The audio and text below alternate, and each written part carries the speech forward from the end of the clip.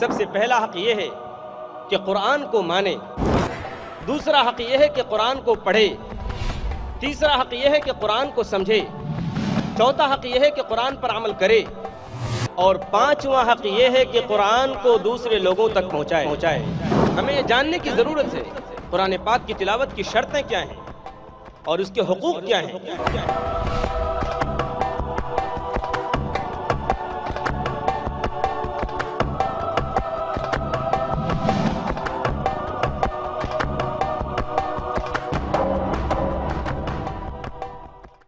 حضرات، جیسا کہ آپ کو معلوم ہے کہ آج کی اس نشست میں اب آپ کے سامنے آپ کے بہت ہی معروف اور مشہور مقرر ہیں، گرچہ وہ بڑے کم عمر مقرر ہیں۔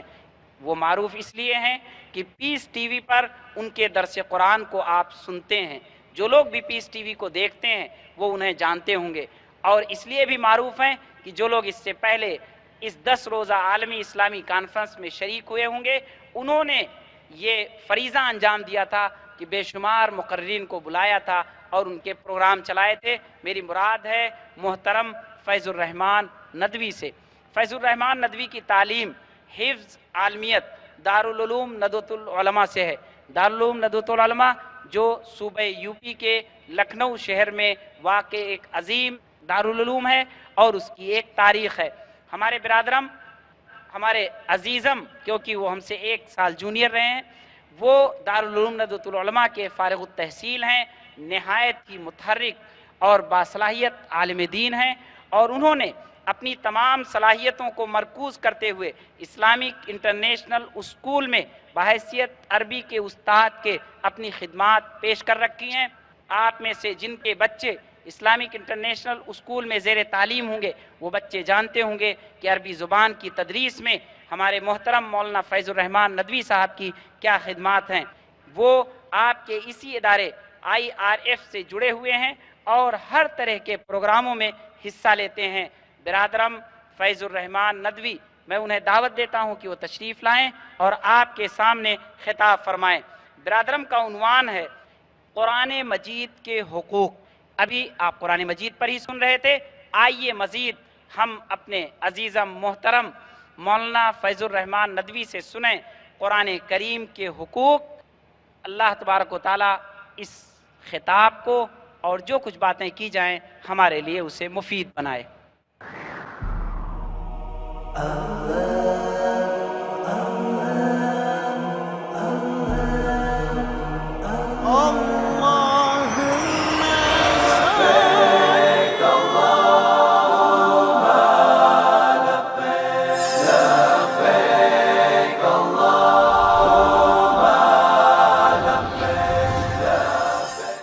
الحمد للہ رب العالمین والصلاة والسلام علی خاتم الانبیاء والمرسلین محمد وآلہ وصحبہ اجمعین، اما بعد، اعوذ باللہ من الشیطان الرجیم، بسم اللہ الرحمن الرحیم۔ یا ایہا الناس قد جاءتکم موعظۃ من ربکم وشفاء لما فی الصدور وہدی ورحمۃ للمؤمنین۔ رب اشرح لی صدری ویسر لی امری واحلل عقدۃ من لسانی یفقہوا قولی۔ خواتین و حضرات، آج کی اس عظیم اور پروقار مجلس میں آپ تمام کی خدمت میں ہدیہ سلام پیش کرتا ہوں۔ السلام علیکم ورحمۃ اللہ وبرکاتہ۔ آج کی اس بزم میں میری تقریر کا عنوان ہے قرآن کے حقوق۔ قرآن کیا ہے؟ قرآن اللہ کا کلام ہے، اللہ کی آخری وحی ہے۔ قرآن علم و حکمت کا سرچشمہ ہے۔ قرآن بھٹکے ہوئے لوگوں کو سیدھی راہ پر لانے کے لیے ایک بہترین کتاب ہے۔ جو لوگ راہ راست سے گمراہ ہیں، ہٹے ہوئے ہیں، ان کو سیدھی راہ دکھانے والا ہے۔ قرآن دنیا کی سب سے بہترین کتاب ہے، اور اس کے ساتھ ساتھ پوری دنیا میں سب سے زیادہ پڑھی جانے والی کتاب قرآن ہے، لیکن افسوس کی بات ہے کہ بغیر سمجھے پڑھی جاتی ہے۔ عام طور سے مسلمان اپنے اوپر قرآن مجید کا یہ حق سمجھتے ہیں کہ یہ ہماری مقدس کتاب ہے جسے ادب سے چھونا، چومنا، آنکھوں سے لگانا ضروری ہے۔ مسلمان اپنے اوپر قرآن مجید کا یہ حق سمجھتے ہیں کہ یہ کتاب اس لیے آئی ہے کہ جہیز میں اس کو دیا جائے اور بیٹی کو گھر سے رخصت کرتے وقت اس کے سائے سے اس کو گزارا جائے۔ کورٹ، کچہری، عدالت، ان تمام موقعوں پر قسم کے لیے اس کو استعمال کیا جائے۔ جنات کو بھگانے کے لیے اس کی صورتوں اور آیتوں کا ورد کیا جائے، اور مرنے والے کے ایصال ثواب کے لیے قرآن خوانی کا اہتمام کیا جائے، اور شفا حاصل کرنے کے واسطے اس کو تعویذ کے طور پر استعمال کیا جائے۔ عام طور سے مسلمان اپنے اوپر قرآن مجید کا یہی حق سمجھتے ہیں کہ یہی وہ بنیادی حقوق ہیں جن کے لیے قرآن کریم اتارا گیا ہے۔ لیکن جتنے بھی حقوق میں نے بتائے جو عوام کے درمیان پھیلے ہوئے ہیں، ان میں سے کوئی بھی قرآن کا حق نہیں ہے۔ ماہر القادری نے ہماری اس سوچ کا کیا ہی بہترین نقشہ کھینچا ہے کہ طاقوں میں سجایا جاتا ہوں، آنکھوں سے لگایا جاتا ہوں۔ طاقوں میں سجایا جاتا ہوں، آنکھوں سے لگایا جاتا ہوں، تعویذ بنایا جاتا ہوں، دھو دھو کے پلایا جاتا ہوں، جزدان حریر و ریشم کے اور پھول ستارے چاندی کے، پھر عطر کی بارش ہوتی ہے، خوشبو میں بسایا جاتا ہوں۔ اور اس کے ساتھ ساتھ قرآن کریم کے نام پر جو جلسے، جو کانفرنسیں اور جو مجلسیں منعقد ہوتی ہیں، ان میں بھی زیادہ تر اس بات پر زور دیا جاتا ہے کہ قرآن کا مرتبہ کیا ہے،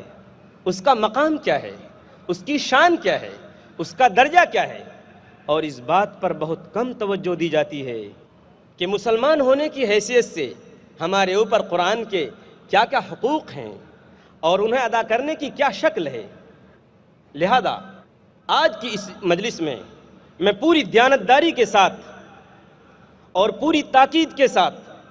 آپ تمام حضرات اور خواتین کے سامنے یہ بات رکھنا چاہتا ہوں کہ ہم میں سے ہر ایک مسلم مرد اور ہم میں سے ہر ایک مسلم عورت کی ذمہ داری ہے کہ وہ اپنے اندر اس بات کا احساس پیدا کرے کہ وہ قرآن کے حقوق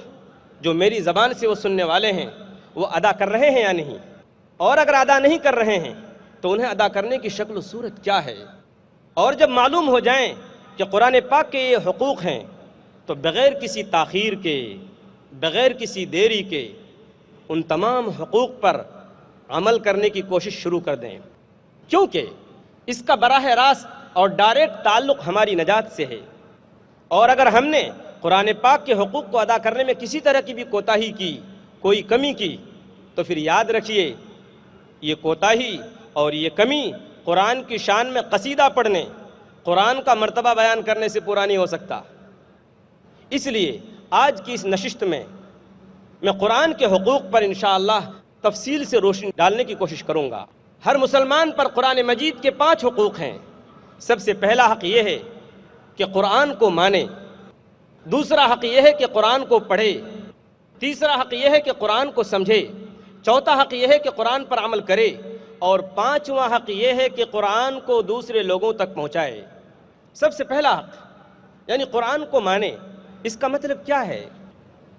اس کا مطلب یہ ہے کہ قرآن پر ایمان لائے اور اس بات کا دل و زبان سے اقرار کرے کہ قرآن اللہ کا کلام ہے، اللہ کی آخری کتاب ہے جو اللہ تبارک و تعالیٰ نے حضرت جبرائیل علیہ السلام کے ذریعے محمد صلی اللہ علیہ وسلم کے قلب اطہر پر اتارا ہے۔ یہ وہ بات ہے، یہ وہ ایمان ہے، اور یہ وہ چیز ہے جس پر سب سے پہلے خود محمد مصطفیٰ صلی اللہ علیہ وسلم ایمان لائے، اور آپ کے بعد صحابہ کرام بھی۔ اللہ فرماتا ہے سورہ بقرہ سورہ نمبر 2 آیت نمبر 285 کے اندر، آمن الرسول بما انزل الیہ من ربہ والمؤمنون، کہ رسول ایمان لایا اس چیز پر جو اس کی طرف وحی کے ذریعے بھیجی گئی، اور مسلمان بھی ایمان لائے۔ اور ان صحابہ کرام کا اور قرن اول اور پہلی صدی کے مسلمانوں کا، صحابہ اور تابعین اور تبع تابعین کا قرآن پاک پر ایمان پورے دل کی گہرائی کے ساتھ تھا، پورے دل کی گہرائی اور یقین کے ساتھ تھا، اور اس یقین پر مبنی تھا کہ قرآن اللہ تعالیٰ کا کلام ہے۔ تو اس کے نتیجے میں تو ایک طرف صحابہ کرام، تابعین، تبع تابعین کے دلوں میں قرآن پاک کی عظمت، عزت، اہمیت کا ایک گہرا نقش ان کے دلوں پر بیٹھ گیا، اور دوسری طرف ان کی زندگیاں بدلنی شروع ہو گئی، ان کے اندر انقلابات آئے، تبدیلیاں آئیں، چینجنگ آئی، اور اس کے نتیجے میں انہوں نے اپنے آپ کو بالکل قرآن کے حوالے کر دیا، قرآن کے تابع کر دیا، اپنی کوئی خواہش نہیں، کوئی چوائس نہیں، کوئی پسند نہیں، کوئی چاہت نہیں، کوئی آرزو نہیں، کوئی تمنا نہیں۔ قرآن نے جہاں جھکایا جھک گئے، اور جہاں اٹھایا اٹھ گئے۔ بھڑکتی نہ تھی خود بخود آگ ان کی، شریعت کے قبضے میں تھی باغ ان کی۔ جہاں کر دیا گرم گرما گئے وہ، جہاں کر دیا نرم نرما گئے وہ۔ اس کے بالکل برعکس، اس کے بالکل اپوزٹ ہمارا اور آپ کا حال ہے۔ ہم زبان سے تو اس بات کا اقرار کرتے ہیں کہ قرآن اللہ کا کلام ہے، لیکن الا ماشاء اللہ ہمارے دل قرآن پاک پر یقین سے خالی ہیں، اور یہی وہ کمزوری ہے بنیادی اور اصلی جس کی وجہ سے ہم اور آپ قرآن پاک سے دور ہو گئے ہیں، اور یہی وہ یقین کی کمی ہے قرآن پاک کے اوپر جس کی وجہ سے ہم ہر طرف سے ذلت و خواری کا سامنا کر رہے ہیں، اور یہی وہ وجہ ہے یقین کی کمی جس نے ہم کو قرآن پاک سے دور کیا، جس کے نتیجے میں نہ تو اس قرآن پاک کی ہمارے دلوں میں کوئی عزت ہے، نہ عظمت ہے، نہ احترام ہے، اور نہ اس قرآن پاک کو پڑھنے میں ہمارا دل لگتا ہے، اور نہ اس کو پڑھنے پر ہماری طبیعت راضی اور آمادہ ہوتی ہے۔ لہذا اس کمی کو سب سے پہلے دور کرنے کی ضرورت ہے۔ جب تک اس یقین کی کمی کو دور نہیں کیا جائے گا، واعظ و نصیحت سے، تقریروں سے کوئی فائدہ نہیں ہو سکتا۔ لہذا ہم میں سے ہر شخص اپنے دل کو ٹٹولے اور جانچے اور دیکھے کہ کیا وہ قرآن پاک کو ایک ایسی موروثی، خاندانی اور مذہبی عقیدے کی بنیاد پر ایسی کتاب سمجھتا ہے جس کا زندگی اور اس کے تمام معاملات سے کوئی تعلق نہ ہو، یا وہ یہ سمجھتا ہے ہر مسلمان بندہ اور ہر مسلمان بندی وہ یہ سمجھتے ہیں کہ قرآن ایسی کتاب ہے جو ہدایت کے لیے اتاری گئی ہے۔ اگر دوسری بات ہے کہ ہر مسلمان یہ سمجھتا ہے کہ قرآن ساری دنیا کی انسانوں کے ہدایت اور رہنمائی کے لیے اتارا گیا ہے تو ٹھیک ہے، اور اگر پہلی بات ہے کہ ہر مسلمان یہ سمجھتا ہے کہ یہ تو ہماری مذہبی کتاب ہے، خاندانی بنیاد پر ہم اس کی عظمت کرتے ہیں اور اس کا زندگی اور اس کے معاملات سے کوئی تعلق نہیں ہے، تو پھر ہم میں سے ہر ایک کو اس کمی کو دور کرنے کی ضرورت ہے اور اس کا احساس پیدا کرنا چاہیے۔ اور یہ کمی ایمان کی اور یقین کی، یہ کمی یہ دور ہوگی قرآن پاک کی تلاوت سے، قرآن پاک کو پڑھنے سے، اور ہمارا ایمان مضبوط ہوگا قرآن پاک کو پڑھنے سے۔ اللہ تعالیٰ فرماتا ہے سورہ انفال سورہ نمبر 8 آیت نمبر 2 کے اندر، انما المؤمنون الذین اذا ذکر اللہ وجلت قلوبہم وَإِذَا تُلِيَتْ عَلَيْهِمْ آيَاتُهُ زَادَتْهُمْ إِيمَانًا، کہ پکے سچے مسلمان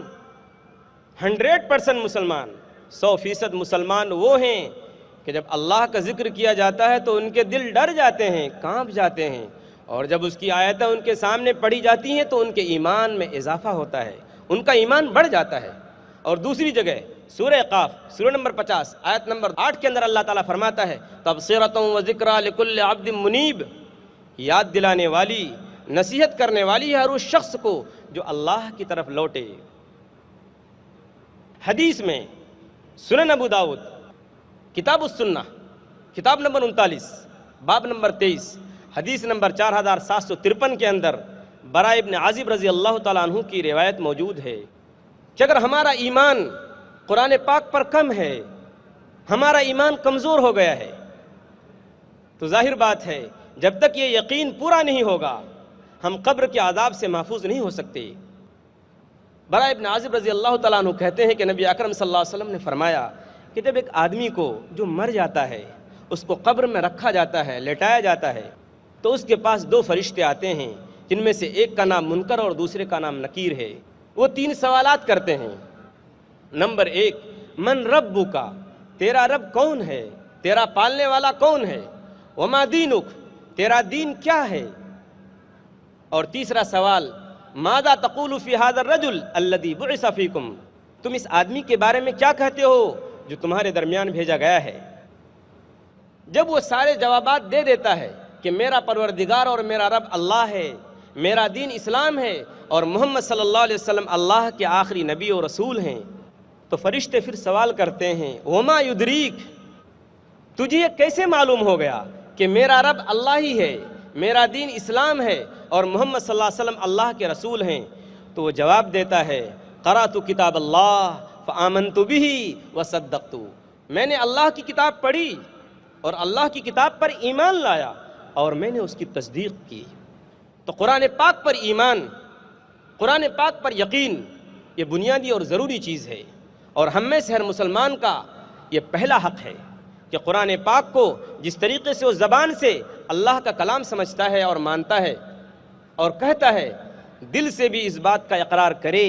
اور اپنے عمل سے بھی اس بات کی گواہی دے کہ واقعی قرآن صرف اللہ کا کلام ہے۔ قرآن پاک کا دوسرا حق یہ ہے کہ قرآن پاک کو پڑھا جائے، قرآن پاک کی تلاوت کی جائے۔ قرآن پاک کی تلاوت ایک اہم عبادت ہونے کے ساتھ ساتھ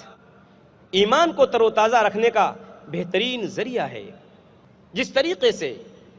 انسان کے جسم کو مسلسل غذا کی ضرورت ہے، اسی طریقے سے انسان کی روح کو قرآن پاک کے ذریعے مسلسل غذا کی ضرورت ہے۔ نبی اکرم صلی اللہ علیہ وسلم پر جو ابتدائی احکامات نازل ہوئے، اللہ تبارک و تعالیٰ نے جو آیتیں اتاریں، جو حضور اکرم صلی اللہ علیہ وسلم کو حکم دیے گئے، جو احکامات دیے گئے، ان احکامات میں، ان حکموں میں ایک اہم ترین حکم یہ تھا کہ آپ قرآن پاک کی تلاوت کریں۔ اور یہ بات یاد رکھیں کہ قرآن پاک ایک بار پڑھنے کی چیز نہیں بلکہ بار بار پڑھتے رہنے کی اور ہمیشہ پڑھتے رہنے کی چیز ہے۔ اگر قرآن پاک ایک بار پڑھ لینے کی چیز ہوتی تو کم سے کم نبی کریم صلی اللہ علیہ وسلم کو اس بات کی تاکید نہ کی گئی ہوتی کہ آپ قرآن پاک بار بار پڑھیں، قرآن پاک کی بار بار تلاوت کریں۔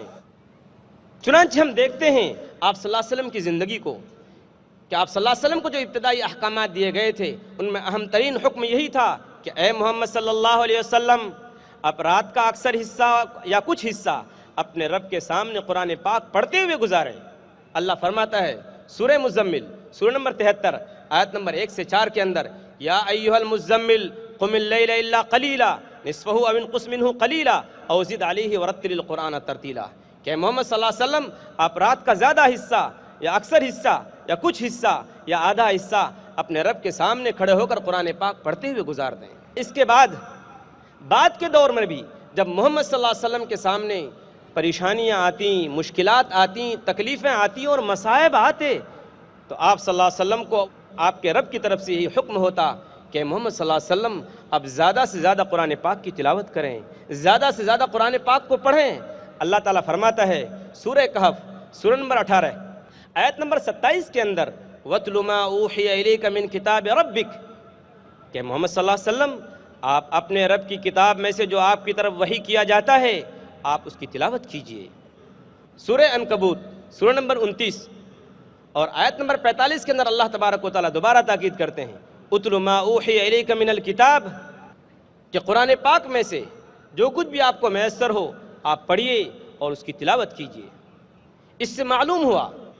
کہ قرآن پاک مسلسل کنٹینیو اور بار بار پڑھتے رہنے کی چیز ہے، اور یہ ایمان کی زیادتی اور ایمان کو بڑھانے کا سبب اور ذریعہ ہے۔ اب ہم یہ بات معلوم کرتے ہیں کہ قرآن پاک کس طرح سے پڑھا جائے، قرآن پاک کی تلاوت کس طرح سے کی جائے۔ اللہ تبارک و تعالیٰ نے قرآن پاک کے اندر قرآن پاک کی عزت کرنے والوں، اس کا احترام کرنے والوں اور اس کا ادب کرنے والوں کا تذکرہ اس طرح سے کیا ہے۔ اللہ فرماتا ہے سورہ بقرہ، سورہ نمبر 2 آیت نمبر 121 کے اندر، الذین آتیناہم الکتاب یتلونہ حق تلاوتہ، کہ جنہیں ہم نے کتاب دی ہے وہ ان کی ویسے ہی تلاوت کرتے ہیں جس طرح اس کی تلاوت کرنی چاہیے۔ لہذا ہمیں یہ جاننے کی ضرورت ہے قرآن پاک کی تلاوت کی شرطیں کیا ہیں اور اس کے حقوق کیا ہیں، کس طریقے سے قرآن پاک کی تلاوت کی جائے، کس طریقے سے قرآن پاک کو پڑھا جائے۔ اس میں جو سب سے پہلی اور ضروری چیز ہے وہ یہ ہے کہ قرآن پاک کے حروف کی پہچان ہو اور وہ کس طرح سے ادا ہوتے ہیں اس کی جانکاری ہو، جسے ہم اور آپ تجوید کے نام سے جانتے ہیں۔ کچھ سالوں پہلے ہم مسلم معاشرے کا، مسلم سوسائٹی اور سماج کا یہ حال تھا کہ ہم میں کا ہر ایک بچہ، مسلم گھرانے میں پیدا ہونے والا ہر بچہ یا ہر بچی جو بھی پیدا ہونے والا ہوتا تھا، جب وہ پڑھنے کے قابل ہوتا تھا تو اپنے اندر قرآن پاک کو صحیح طرح سے پڑھنے کی پہلے صلاحیت پیدا کرتا تھا، اس کے بعد وہ دوسری چیزوں کی طرف دھیان دیتا تھا۔ لیکن آج حال یہ ہے کہ مسلم نوجوان نسل کی ایک بڑی تعداد، حتیٰ کہ بہت سارے ادھیڑ عمر کے لوگ بھی قرآن پاک کو دیکھ کر پڑھنا نہیں جانتے۔ میں گزارش کروں گا ایسے تمام لوگوں سے کہ وہ اپنی اس کمی کو محسوس کریں اور اس کمی کو جلد سے جلد دور کرنے کی کوشش کریں اور قرآن پاک دیکھ کر پڑھیں اور صحیح پڑھیں۔ قرآن پاک کی تلاوت کی جو دوسری شرط ہے وہ یہ ہے کہ قرآن پاک کو ٹھہر ٹھہر کر اور صاف صاف پڑھا جائے، اس طرح سے پڑھا جائے کہ دل پر اس کا اثر پڑتا چلا جائے اور دل اس کا اثر قبول کرے۔ اللہ تعالیٰ فرماتا ہے کہ وَرَتِّلِ الْقُرْآنَ تَرْتِیلًا، سورہ مزمل سورہ نمبر 73 آیت نمبر 4 کے اندر محمد صلی اللہ علیہ وسلم کو خصوصی حکم دیا جا رہا ہے کہ محمد صلی اللہ علیہ وسلم آپ قرآن پاک کو ٹھہر ٹھہر کر اور صاف صاف پڑھیے۔ سنن ترمذی کتاب فضائل قرآن، کتاب نمبر 42، باب نمبر 18، حدیث نمبر 2914، عمر رضی اللہ تعالیٰ عنہ اس حدیث کے راوی ہیں۔ نبی اکرم صلی اللہ علیہ وسلم نے فرمایا کہ یقال لصاحب القرآن اقرأ ورقا ورتل کما کنت تردل فی الدنیا فإن منزلتک عند آخر آیت تقرأ بها، کہ قیامت کے دن قرآن پڑھنے والے سے، حافظ قرآن سے، صاحب قرآن سے کہا جائے گا پڑھتا جا اور چڑھتا جا، پڑھتے جاؤ اور چڑھتے چلے جاؤ، تمہاری منزل، تمہارا آخری ٹھکانہ وہ جگہ ہے جہاں تم قرآن پاک کی آخری آیت کی تلاوت کر رہے ہوگے۔ لیکن ہمارا حال کیا ہے؟ ہماری سوسائٹی میں، ہمارے سماج میں اور ہمارے معاشرے میں دیکھا جاتا ہے رمضان کے مہینے میں مسجدوں کے اندر کہ جو حافظ جتنی اسپیڈ سے اور جتنا فاسٹ قرآن پاک پڑھتا ہے، جتنی تیزی سے قرآن پاک پڑھتا ہے، ہم وہی مسجد ڈھونڈتے ہیں، ہم وہی مسجد ڈھونڈتے ہیں، لوگوں سے معلوم کرتے ہیں کہ اس شہر کے اندر یا محلے کے اندر یا پڑوس میں کون سی ایسی مسجد ہے جہاں سب سے پہلے تراویح ختم ہوتی ہے۔ اب چاہے حافظ جی خود سے سمجھ پاتے ہوں یا نہ پاتے ہوں کہ وہ کیا پڑھ رہے ہیں،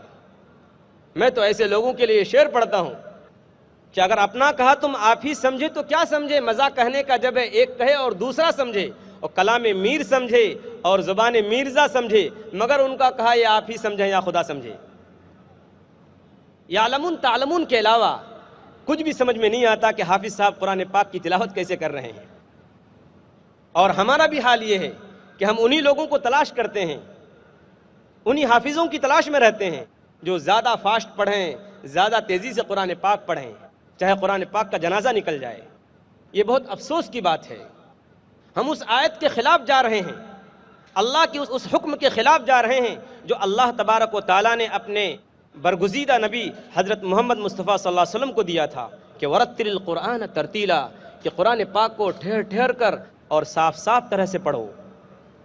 ہم اس حدیث کے خلاف جا رہے ہیں جس حدیث میں نبی اکرم صلی اللہ علیہ وسلم نے قرآن پڑھنے والے کی، حافظ قرآن کی ایک فضیلت بیان کی ہے، اس کا ایک درجہ بیان کیا ہے، اس کا ایک مرتبہ بیان کیا ہے کہ قیامت کے دن اس سے کہا جائے گا کہ ورتل کما کنت تردل فی الدنیا، کہ اے حافظ قرآن اور اے صاحب قرآن اور اے قرآن کے پڑھنے والے، جس طریقے سے تو دنیا میں ٹھہر ٹھہر کر قرآن پاک پڑھا کرتا تھا، آج بھی اسی انداز میں، اسی اسپیڈ میں ٹھہر ٹھہر کر اور صاف صاف قرآن پڑھا کر۔ لہذا یہ مزاج ہماری سوسائٹی سے ختم ہونا چاہیے، یہ مزاج دور ہونا چاہیے، اس مزاج کو ترقی ملنے کا موقع نہ ملے، اس مزاج کو بالکل دفن کر دینا چاہیے کہ ہم ان حافظوں کو تلاش کریں جو قرآن پاک کا جنازہ نکال دیتے ہیں۔ اور یاد رکھیے صرف اس میں اس حافظ ہی کی غلطی نہیں ہے، جو لوگ ایسے حافظوں کو اپائنٹ کرتے ہیں، مقرر کرتے ہیں اپنی مسجدوں کے اندر، جو اس کے ذمہ داران ہیں، جو مصلیان ہیں، نماز پڑھنے والے ہیں، وہ سب کے سب ذمہ دار ہیں قرآن پاک کو خراب طریقے سے پڑھنے کے۔ قرآن پاک کی تلاوت کا جو تیسرا حق ہے وہ یہ ہے کہ قرآن پاک کو اچھی آواز سے پڑھا جائے۔ انسان کی فطرت ہے، انسان کا نیچر ہے، انسان کی طبیعت ہے، اس کا دل اس بات پر آمادہ ہوتا ہے، اس کا دل یہ چاہتا ہے کہ وہ اچھی چیزوں کو قبول کرے، اچھی آواز کو سنے۔ اللہ کی جو یہ شریعت ہے، دین، ہمارا جو دین ہے، دین عقل و فطرت، اس دین نے ہماری اس فطرت کا، ہمارے اس نیچر کا اور ہماری اس طبیعت کا خیال کیا ہے۔ براء ابن عازب رضی اللہ تعالیٰ عنہ اس حدیث کے راوی ہیں۔ سنن نسائی کتاب الافتتاح کتاب نمبر 11 باب نمبر 83 حدیث نمبر 1016، اس میں اللہ کے رسول صلی اللہ علیہ وسلم نے فرمایا کہ زینوا القرآن باصواتکم، کہ اے لوگو اپنی خوبصورت آواز کے ذریعے، اپنی آوازوں کے ذریعے قرآن پاک کی تلاوت کو بہتر بناؤ، خوبصورت بناؤ۔ شریعت نے، دین فطرت نے ہماری اور آپ کی طبیعت کا لحاظ کیا اور خیال کیا کہ قرآن پاک کو اچھی آواز سے پڑھا جائے، بہترین آواز میں اور عمدہ آواز میں قرآن پاک کی تلاوت کی جائے۔ اور قرآن پاک کی تلاوت کا جو چوتھا حق ہے وہ یہ ہے کہ قرآن پاک کی تلاوت کو زندگی کے روٹین میں شامل کر لیا جائے، اپنے معمولات میں مستقل طور پر اس کو جگہ دی جائے۔ اور ہر شخص کی قرآن پاک کی تلاوت کی مقدار الگ الگ ہو سکتی ہے، لیکن کم سے کم مقدار جس میں قرآن پاک کو ختم کیا جا سکتا ہے وہ بھی نبی اکرم صلی اللہ علیہ وسلم نے ہمیں بتا دی ہے۔ سنن ابن ماجہ کتاب اقامت الصلوات کتاب نمبر 5 باب نمبر 178 حدیث نمبر 1347 کے اندر نبی اکرم صلی اللہ علیہ وسلم نے یہ بات بیان فرمائی ہے کہ لم یفقہ من قرأ القرآن فی اقل من 3، کہ جس شخص نے قرآن پاک کو 3 دن سے کم میں ختم کیا گویا اس نے قرآن پاک کو سمجھا ہی نہیں۔ اس لیے کم سے کم جو مقدار ہے قرآن پاک کو ختم کرنے کی وہ یہ ہے کہ قرآن پاک کو 3 دن میں ختم کیا جائے۔ ہمارا ماحول کیا ہے؟ جو تاجر حضرات ہیں، جو بزنس مین ہیں، جو بہت زیادہ مشغول ہیں، وہ کسی حافظ کو، ایسے حافظ کی تلاش میں رہتے ہیں جو راتوں رات ان کو قرآن پاک سنا دے، جسے ہم اور آپ کس نام سے جانتے ہیں؟ کس نام سے؟ شبینہ کے نام سے جانتے ہیں۔ شبینہ کے نام سے قرآن پاک ختم ہو رہا ہے۔ کیا آپ کو ڈر نہیں لگتا؟ کیا ان لوگوں کو ڈر نہیں لگتا جو شبینہ قرآن پاک سننے کے عادی ہو چکے ہیں کہ نبی اکرم صلی اللہ علیہ وسلم کہہ رہے ہیں، فرما رہے ہیں کہ اس شخص نے قرآن پاک کو سمجھا ہی نہیں جس نے قرآن پاک کو 3 دن سے کم کی مدت میں ختم کیا ہو۔ لہذا سماج سے اس چیز کا بھی خاتمہ ہونا چاہیے، سماج سے یہ چیز بھی ختم ہو جانی چاہیے۔ جو لوگ قرآن پاک کو ایک رات میں ختم کرتے ہیں وہ اس حدیث کے خلاف جاتے ہیں جو سنن ابن ماجہ کی ہے، حدیث نمبر 1347، کہ نبی اکرم صلی اللہ علیہ وسلم نے فرمایا کہ اس نے قرآن سمجھا ہی نہیں، اور جب سمجھا ہی نہیں تو عمل کیا کرے گا؟ جس نے قرآن پاک کو 3 دن سے کم کی مدت میں ختم کیا۔ یہ تھے وہ حقوق قرآن پاک کی تلاوت کے جو میں آپ کے سامنے رکھ رہا تھا۔ اب اس کے بعد جو قرآن پاک کا تیسرا حق ہے، پہلا حق پھر سے یاد کیجئے، قرآن پاک کا پہلا حق یہ ہے کہ قرآن پاک کو مانا جائے، قرآن پاک کو مسلمان مانے۔ دوسرا حق قرآن پاک کا یہ ہے کہ قرآن پاک کو پڑھے، اور تیسرا حق قرآن پاک کا یہ ہے کہ قرآن پاک کو سمجھے۔ ظاہر ہے قرآن پاک کو ماننا، قرآن پاک کو پڑھنا اسی لیے تو ہے کہ قرآن پاک سمجھ کر پڑھا جائے۔ جیسا کہ میں نے ابھی عرض کیا، پوری دنیا میں سب سے زیادہ پڑھی جانے والی کتاب قرآن پاک ہے۔ بہت خوشی کی بات ہے، لیکن افسوس کی بات ہے کہ بغیر سمجھے پڑھی جانے والی کتاب ہے، اور ہم مسلمان قرآن پاک کو سمجھ کر پڑھنے کی ضرورت ہی محسوس نہیں کرتے۔ ہم کیا بہانے بناتے ہیں؟ ضرورت ہے ان رکاوٹوں کو دور کرنے کی، ان اسباب کو دور کرنے کی جو ہمارے سامنے آتے ہیں اور مسلمان بھائی ہمارے سامنے رکھتے ہیں۔ سب سے پہلا سبب، سب سے پہلی رکاوٹ قرآن پاک کو سمجھ کر پڑھنے کی، اور سب سے پہلا عذر اور بہانہ جو ہم مسلمان رکھتے ہیں وہ یہ ہے کہ قرآن پاک تو عربی زبان میں ہے اور ہم عربی نہیں جانتے، اس لیے قرآن پاک کا سمجھنا ہمارے لیے ضروری نہیں ہے۔ یہ سب سے پہلا بہانہ ہے، یہ سب سے پہلا عذر ہے۔ میں آپ سے پوچھنا چاہتا ہوں، یہ عذر اور یہ بہانہ اس وقت تو صحیح ہو سکتا تھا جب قرآن پاک کو سمجھ کر پڑھنے کے وسائل، اسباب، ذرائع اور سورسز ہمارے پاس موجود نہ ہوتے، ہمارے پاس قرآن پاک کو سمجھ کر پڑھنے کا کوئی ذریعہ نہیں ہوتا، کوئی سبب نہیں ہوتا، اس کے وسائل نہ ہوتے، آج جب کہ دنیا کی بہت ساری زبانوں میں جو زندہ زبانیں ہیں ان تمام زبانوں میں قرآن پاک کے ترجمے موجود ہیں، اس عذر کی کوئی اہمیت نہیں رہ جاتی۔ اگر آپ اردو زبان جانتے ہیں تو قرآن پاک کا ترجمہ اردو میں پڑھیے، اگر آپ ہندی جانتے ہیں تو ہندی میں پڑھیے، اگر آپ گجراتی جانتے ہیں تو قرآن پاک کا ترجمہ گجراتی میں پڑھیے، اگر آپ مراٹھی زبان جانتے ہیں تو قرآن پاک کا ترجمہ مراٹھی میں پڑھیے، اگر آپ انگریزی جانتے ہیں تو قرآن پاک کا ترجمہ انگریزی زبان میں پڑھیے، لیکن پڑھیے تو صحیح۔ قرآن اس لیے تو نہیں اترا کہ اس سے صرف برکت حاصل کی جائے، اس کی تلاوت کر کے صرف ثواب حاصل کیا جائے اور مرتے وقت مرنے والے کی تکلیف کو کم کرنے کے لیے، جو کہ حدیث کے حساب سے درست بھی نہیں ہے، مرتے وقت مرنے والے کی تکلیف کو کم کرنے کے لیے سورہ یاسین کی تلاوت کی جائے۔ علامہ اقبال نے کیا خوب کہا ہے فارسی شعر کے اندر کہ بآیاتش ترا کار جزی نے کہ از یاسین او آسا بمیری۔ اے مسلمانوں، تم کو قرآن سے واسطہ ہی کیا رہ گیا ہے؟ تمہارا قرآن سے تعلق ہی کیا رہ گیا ہے؟ تم تو صرف انتظار کرتے ہو اس بات کا کہ ہمارے گھر میں کوئی موت ہونے والی ہو یا اس کی جانکنی کا وقت ہو، موت کا وقت قریب ہو، اور ہم اس کے سرہانے کے پاس جا کر سورہ یاسین کی تلاوت کریں تاکہ اس کی جان نکلنے میں آسانی ہو۔ جبکہ قرآن دو ٹوک لفظوں میں کھلم کھلا دوستوں کے بیچ میں، دشمنوں کے بیچ میں اعلان کرتا ہے کہ یہ ھدی للناس ہے، یہ کتاب لوگوں کے لیے ہدایت ہے، یہ کتاب لوگوں کے لیے گائیڈنس اور رہنمائی کی چیز ہے۔ میں آپ سے ایک بات اور بھی پوچھوں، ماشاءاللہ اتنی بڑی تعداد ہے مسلمانوں کی، میں آپ سے پوچھتا ہوں کہ ایک آدمی اپنا کریئر بنانے کے لیے، اپنی دنیا بنانے کے لیے، کالج کا ایک اسٹوڈنٹ، ایک طالب علم کتنی کتابیں پڑھتا ہے اور اپنی زندگی کا ایک حصہ اپنی دنیا بنانے کے لیے لگا لیتا ہے، سارے جتن کرتا ہے، ساری کوششیں کرتا ہے، دن رات ایک کر کے محنت کرتا ہے کہ اس کو کالج کی، یونیورسٹی کی ڈگری مل جائے، لیکن مسلمان کے پاس آج وقت نہیں کہ وہ قرآن پاک کو سمجھ کر پڑھنے کے لیے وقت نکالے اور قرآن پاک کو سمجھ کر پڑھنے کی کوشش کرے۔ اور یاد رکھیے، کسی کی عمر رکاوٹ نہیں بنتی کسی بھی چیز کے لیے۔ اگر آپ کا ارادہ ہے، آپ کا پختہ ارادہ ہے، عزم مصمم ہے کہ نہیں مجھے وہ کام کرنا ہے، تو ظاہر بات ہے آپ وہ کام کر کے رہتے ہیں۔ میں مثال دینا چاہوں گا مورس بکائل کی۔ یہ کرسچن تھے، عیسائی تھے، اور ان کو فرنچ اکیڈمی ایوارڈ ملا تھا، انعام ملا تھا دوا سازی کے میدان میں۔ ان کو فرعون کی لاش کے بارے میں تحقیق کرنے کے لیے کہا گیا، ریسرچ کے لیے کہا گیا، جو کہ فرعون کی لاش مصر کے میوزیم میں عجائب گھر میں رکھی ہوئی تھی۔ مورس بکائل کو منتخب کیا گیا۔ جب مورس بکائل نے اس کی تحقیق کر لی فرعون کی لاش پر، کیونکہ مورس بکائل ایک عیسائی تھے، ان کو معلوم تھا کہ بائبل میں لکھا ہوا ہے کہ وہ فرعون جو دریا میں ڈوب جاتا ہے وہ محفوظ ہے۔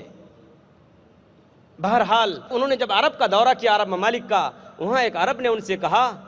کہ ڈاکٹر صاحب، ڈاکٹر مورس بکائل صاحب، یہ کوئی نئی بات تو نہیں کہ آپ نے فرعون کی لاش کو ڈھونڈ کر نکال لیا اور اس پر تحقیق کر لی، ریسرچ کر لیا؟ قرآن میں تو اللہ نے 1400 سال پہلے اس کا ذکر کر دیا ہے۔ سورہ یونس سورہ نمبر 10 آیت نمبر 92 کے اندر اللہ فرماتا ہے فَالْيَوْمَ نُنَجِّيكَ بِبَدَنِكَ لِتَكُونَ لِمَنْ خَلْفَكَ آیَةً، کہ فرعون آج ہم تیری باڈی کی، تیرے بدن کی اور جسم کی حفاظت کر رہے ہیں تاکہ تیرے بعد آنے والوں کے لیے تو نشانی بن جائے اور عبرت اور سبق کی چیز بن جائے۔ مورس بکائل حیران رہ گئے کہ 1400 سال پہلے اس کتاب میں کیسے لکھا گیا ہے کہ فرعون کی لاش کی حفاظت کی جائے گی اور اس کو محفوظ رکھا جائے گا۔ اور پھر انہوں نے قرآن پاک کا ترجمہ پڑھا اور ترجمہ پڑھ کر اتنا متاثر ہوئے، اتنا ان پر اثر پڑا کہ انہوں نے اپنے دل میں ٹھان لی کہ نہیں، مجھ کو قرآن پاک کو اس کی اصل لینگویج اور اصل زبان میں سمجھنا ہے۔ اور 50 سال کی عمر میں انہوں نے عربی زبان کو سیکھا تاکہ قرآن پاک کو اچھی طرح سے سمجھ سکیں۔ انہوں نے عربی زبان سیکھی، قرآن پاک کا مطالعہ کیا، اسلام میں داخل ہوئے اور پھر انہوں نے کتاب لکھی قرآن بائبل اینڈ سائنس جو کافی مشہور ہے، جو کئی زبانوں میں اس کا ترجمہ موجود ہے اور اردو زبان میں بھی اس کا ترجمہ موجود ہے. لیکن آج جب ہم مسلمان سے کہتے ہیں عربی زبان پڑھنے کے لیے، عربی زبان سیکھنے کے لیے یا قرآن پاک کو سمجھ کر پڑھنے کے لیے، تو مسلمان بہانے بناتے ہیں. مسلمان کہتے ہیں ہم بزی ہیں، ہم مشغول ہیں، ہم مشغول ہیں اپنی تجارت میں، ہم مشغول ہیں اپنے کاروبار میں، ہم بزی ہیں اپنے اسکول کی پڑھائی میں، ہم بزی ہیں اپنے یونیورسٹی کی تعلیم میں، ہم بزی ہیں اپنے کالج کی تعلیم میں. جب 50 سال کی عمر میں مورس بکیل قرآن پاک کو سمجھنے کے لیے عربی زبان سیکھ سکتا ہے، تو ہمارے اور آپ کے لیے عربی زبان سیکھنے سے کون سی چیز رکاوٹ اور مانع بنی ہوئی ہے؟ کون سی چیز رکاوٹ بنی ہوئی ہے؟ ہونا تو یہ چاہیے تھا کہ جہاں ہم ملکی اور غیر ملکی زبانیں سیکھ لیتے ہیں اور اس کے لیے ہم وقت نکالتے ہیں، ہر مسلمان عربی زبان کو سیکھنے کی کوشش کرتا تاکہ براہ راست اور ڈائریکٹ قرآن پاک کو سمجھ سکے، اور پھر جب قرآن پاک کو وہ پڑھے تو اس کا دل مطمئن ہو، اس کا دل متاثر ہو، اور اس کے دل میں ایک ایمانی کیفیت پیدا ہو اور اس کی زندگی بدلتی ہوئی چلی جائے، اور پھر وہ بہت سارے لوگوں کو بدلنے کا سبب اور ذریعہ بن جائے. جو لوگ قرآن پاک کی تلاوت تو خوب کرتے ہیں لیکن اس کو سمجھ کر پڑھنے کی کوشش نہیں کرتے، ان کی مثال تو ایسی ہی ہے کہ جیسے لوگ نماز تو خوب پڑھتے ہیں لیکن یہ نہیں جانتے کہ وہ نماز میں کیا پڑھتے ہیں. حتیٰ کہ بہت سارے لوگ سورہ فاتحہ اور رکوع و سجدے کی تسبیح کے معنی بھی نہیں جانتے. ان کو یہ نہیں معلوم کہ وہ نماز میں کس چیز کا اقرار کرتے ہیں اور کس چیز کا انکار. ایسی نماز ہو تو جاتی ہے، ادا تو ہو جاتی ہے، مگر اپنی برکتوں، اپنے نتیجے اور ثواب کے اعتبار سے ادھوری رہتی ہے. اسی طریقے سے جو مسلمان قرآن پاک کی تلاوت کرتے ہیں لیکن سمجھ کر نہیں پڑھتے تو ان کو تلاوت کا ثواب تو مل جاتا ہے، لیکن ایسا شخص، ایسی تلاوت کرنے والا قرآن کے اصلی فائدے اور صحیح فائدے سے محروم رہتا ہے، اور قرآن سے جو تعلق قائم ہونا چاہیے وہ تعلق باقی نہیں رہ پاتا، اور پھر وہ جیسا قرآن پاک پڑھنے سے پہلے تھا، جیسی اس کی حالت تھی، قرآن پاک پڑھنے کے بعد بھی اس کی حالت ویسی رہتی ہے. ایسے مسلمانوں سے، ایسے لوگوں سے کل قیامت کے دن اللہ تبارک و تعالیٰ ان کا گریبان پکڑ کر پوچھے گا کہ میں نے تمہارے سامنے اپنی کتاب اتاری تھی، تم نے اس کو سمجھ کر پڑھنے کی کوشش کیوں نہیں کی؟ تو میں مسلمانوں سے پوچھتا ہوں کہ کل قیامت کے دن ہم کیا جواب دے سکیں گے اللہ کے سامنے، اور کون سا عذر پیش کر سکیں گے، کون سا بہانہ ڈھونڈیں گے کہ ہم قرآن پاک کو سمجھ کر پڑھنے کے لیے وقت نہ نکال سکے؟ ہمارے پاس سب کچھ ہے لیکن تیرا ہی دل نہ چاہے تو بہانے ہزار ہیں. اگر ہمارا اور آپ کا دل ہی نہ چاہے تو بہت سارے بہانے ہیں. تو پہلا بہانہ اور پہلا عذر یہ ہے کہ ہم عربی زبان نہیں جانتے، اور دوسرا بہانہ جو مسلمان کرتے ہیں قرآن پاک کو سمجھ کر پڑھنے کے سلسلے میں وہ یہ ہے کہ یہ کتاب بڑی مشکل ہے، یہ کتاب بڑی مشکل ہے. مسلمانوں میں غلط فہمی عام طور پر پائی جاتی ہے کہ قرآن پاک بڑی مشکل کتاب ہے، بڑی پیچیدہ کتاب ہے، اس کو سمجھنا ہر ایک کی بس کی بات نہیں، صرف علماء ہی اس کو سمجھ سکتے ہیں. آپ سوچئے، جن لوگوں کے سامنے قرآن پاک اترا یعنی کفار مکہ، انہوں نے قرآن پاک پر بہت سارے اعتراضات کیے، لیکن یہ اعتراض، یہ آبجیکشن کبھی نہیں کر سکے کہ قرآن پاک بہت مشکل کتاب ہے، یہ ہماری سمجھ سے باہر ہے، اسے صرف وہی لوگ سمجھ سکتے ہیں جو پڑھے لکھے ہیں. قرآن پاک کو مشکل ہونا، قرآن پاک کے بارے میں مشکل کتاب ہونے کا تصور صرف وہی مسلمان کر سکتا ہے جس نے قرآن پاک کو پڑھنے کی کبھی کوشش ہی نہیں کی ہے، قرآن پاک کو سمجھ کر پڑھنے کی کبھی کوشش نہیں کی. کیا آپ نہیں جانتے کہ قرآن ان لوگوں کے بیچ اترا جو ان پڑھ تھے، جو امی تھے، جو پڑھنا لکھنا نہیں جانتے تھے، اور قرآن نے برملا ان کے سامنے اعلان کیا وَلَقَدْ يَسَّرْنَا الْقُرْآنَ لِلذِّكْرِ فَهَلْ مِن مُدَّكِرٍ، سورہ قمر، سورہ نمبر 54، آیت نمبر 17. اسی طریقے سے آیت نمبر 22، آیت نمبر 32، آیت نمبر 40 کے اندر ایک سورت میں 4 جگہوں پر اللہ تبارک و تعالیٰ نے یہ بات بیان فرمائی کہ اے لوگو، قرآن کو ہم نے نصیحت کے لیے آسان کر دیا ہے، تو ہے کوئی نصیحت حاصل کرنے والا؟ اب میں آپ سامعین سے پوچھتا ہوں، آپ کن لوگوں کی بات مانیں گے؟ آپ اللہ کی بات مانیں گے کہ اللہ صاف صاف کہتا ہے کہ اے لوگو، ہم نے قرآن پاک کو آسان بنایا ہے، ایزی بنایا ہے، وہ انتہائی آسان کتاب ہے، وہ لوگوں کی نصیحت کے لیے، لوگوں کو سمجھنے کے لیے اور لوگوں کی رہنمائی کے لیے اتاری گئی ہے. تو آپ اللہ کی بات مانیں گے یا ان لوگوں کی بات مانیں گے جو یہ کہتے ہیں کہ قرآن پاک مشکل ترین کتاب ہے، یہ صرف عالموں کے، علماء کے اور پڑھے لکھے لوگوں کے لیے اتاری گئی ہے؟ کن لوگوں کی بات مانیں گے؟ اللہ کی یا ان مسلمانوں کی جو یہ کہتے ہیں کہ نہیں یہ بہت مشکل کتاب ہے؟ کس کی بات مانیں گے آپ لوگ؟ اللہ کی بات مانیں گے۔ جب اللہ کی بات مانیں گے تو یاد رکھیے صحیح بات یہ ہے کہ جو شخص بھی نیک نیتی کے ساتھ، اچھی نیت کے ساتھ، اچھے ارادے کے ساتھ قرآن پاک کو پڑھنے کی کوشش کرے گا وہ قرآن پاک کی نصیحت سے فائدہ اٹھائے گا، قرآن پاک کی یاد دہانی سے فائدہ اٹھائے گا، اور قرآن پاک کی نصیحت سے فائدہ اٹھائے بغیر نہیں رہ سکے گا، اور یہی قرآن پاک کا بنیادی مقصد ہے۔ اللہ تبارک و تعالیٰ نے لوگوں کو سمجھانے کے لیے، لوگوں کو جھنجھوڑنے کے لیے، ان کو آگاہ کرنے کے لیے کہیں کہا افلا تذکرون، اے لوگوں تم کیا سمجھتے نہیں ہو؟ افلا تعقلون، اے لوگوں کیا تم سوجھ بوجھ نہیں رکھتے ہو؟ وَيُبَيِّنُ آیَاتِهِ لِلنَّاسِ لَعَلَّهُمْ يَتَذَكَّرُونَ، اور اللہ تعالیٰ اپنی آیتوں کو لوگوں کے سامنے بیان کرتا ہے تاکہ لوگ سمجھیں، نصیحت حاصل کریں، سبق حاصل کریں۔ اللہ تبارک و تعالیٰ قرآن پاک میں صرف میں آپ کے سامنے حوالے دیتا ہوں۔ سورہ بقرہ سورہ نمبر 2 آیت نمبر 221، سورہ بقرہ سورہ نمبر 2 آیت نمبر 242، سورہ نساء سورہ نمبر 4 آیت نمبر 82، سورہ یونس سورہ نمبر 10 آیت نمبر 24، سورہ یوسف سورہ نمبر 12 آیت نمبر 2، سورہ نحل سورہ نمبر 16 آیت نمبر 44، سورہ نحل سورہ نمبر 16 آیت نمبر 89، اور اسی طریقے سے سورہ زمر سورہ نمبر 39 آیت نمبر 28، سورہ صاد سورہ نمبر 38 آیت نمبر 28، اور اسی کے ساتھ ساتھ سورہ محمد سورہ نمبر 47 آیت نمبر 24 کے اندر اللہ تبارک و تعالیٰ نے صاف صاف کھول کھول کر بیان کر دیا ہے کہ اے لوگو ہم نے قرآن پاک کو آسان بنایا ہے، ایزی بنایا ہے، انتہائی آسان کتاب ہے کوئی نصیحت حاصل کرنے والا؟ یاد رکھیے جب تک ہم قرآن پاک کو سمجھ کر پڑھنے کی کوشش نہیں کریں گے، اس مشن کو عام نہیں کریں گے اور لوگوں کی غلط فہمیوں کو، مسکنسیپشنز کو دور نہیں کریں گے، یاد رکھیے ہماری زندگیوں میں انقلاب نہیں آ سکتا، ہماری زندگیاں بدل نہیں سکتی۔ کیا بات ہے کہ ہم سینکڑوں سال سے سورہ فاتحہ کی تلاوت کرتے ہیں، لیکن ہم قرآن پاک میں یہ کہتے ہیں، اپنے رب کے سامنے ہاتھ باندھ کر کھڑے ہو کر کہتے ہیں ایاک نعبد و ایاک نستعین، ہم صرف تیری ہی عبادت کرتے ہیں، ہم صرف تجھی کو اپنا معبود مانتے ہیں اور تجھی سے مدد مانگتے ہیں۔ پھر کیا بات ہے ہمارے ہاتھ ادھر ادھر کیوں پھیلتے ہیں؟ ہم اللہ تعالیٰ کے سامنے ہاتھ باندھ کر کھڑے ہو کر کہتے ہیں اہدنا الصراط المستقیم صراط الذین انعمت علیہم، اے میرے رب، اے میرے پالنہار، اے میرے پروردگار تو مجھے سیدھے راستے پر چلا۔ پھر کیا بات ہے کہ جب دین ایک ہے، اسلام ایک ہے، تو ہم نے بہت سارے راستے اپنی طرف سے کیسے بنا لیے؟ یہ نتیجہ ہے اس بات کا کہ ہم نے قرآن پاک کو سمجھ کر پڑھنے کی کوشش نہیں کی۔ اگر قرآن پاک کو سمجھ کر پڑھنے کی کوشش کی ہوتی تو ہماری زندگیاں بدل گئی ہوتی، ہماری زندگیوں میں انقلاب آ گیا ہوتا۔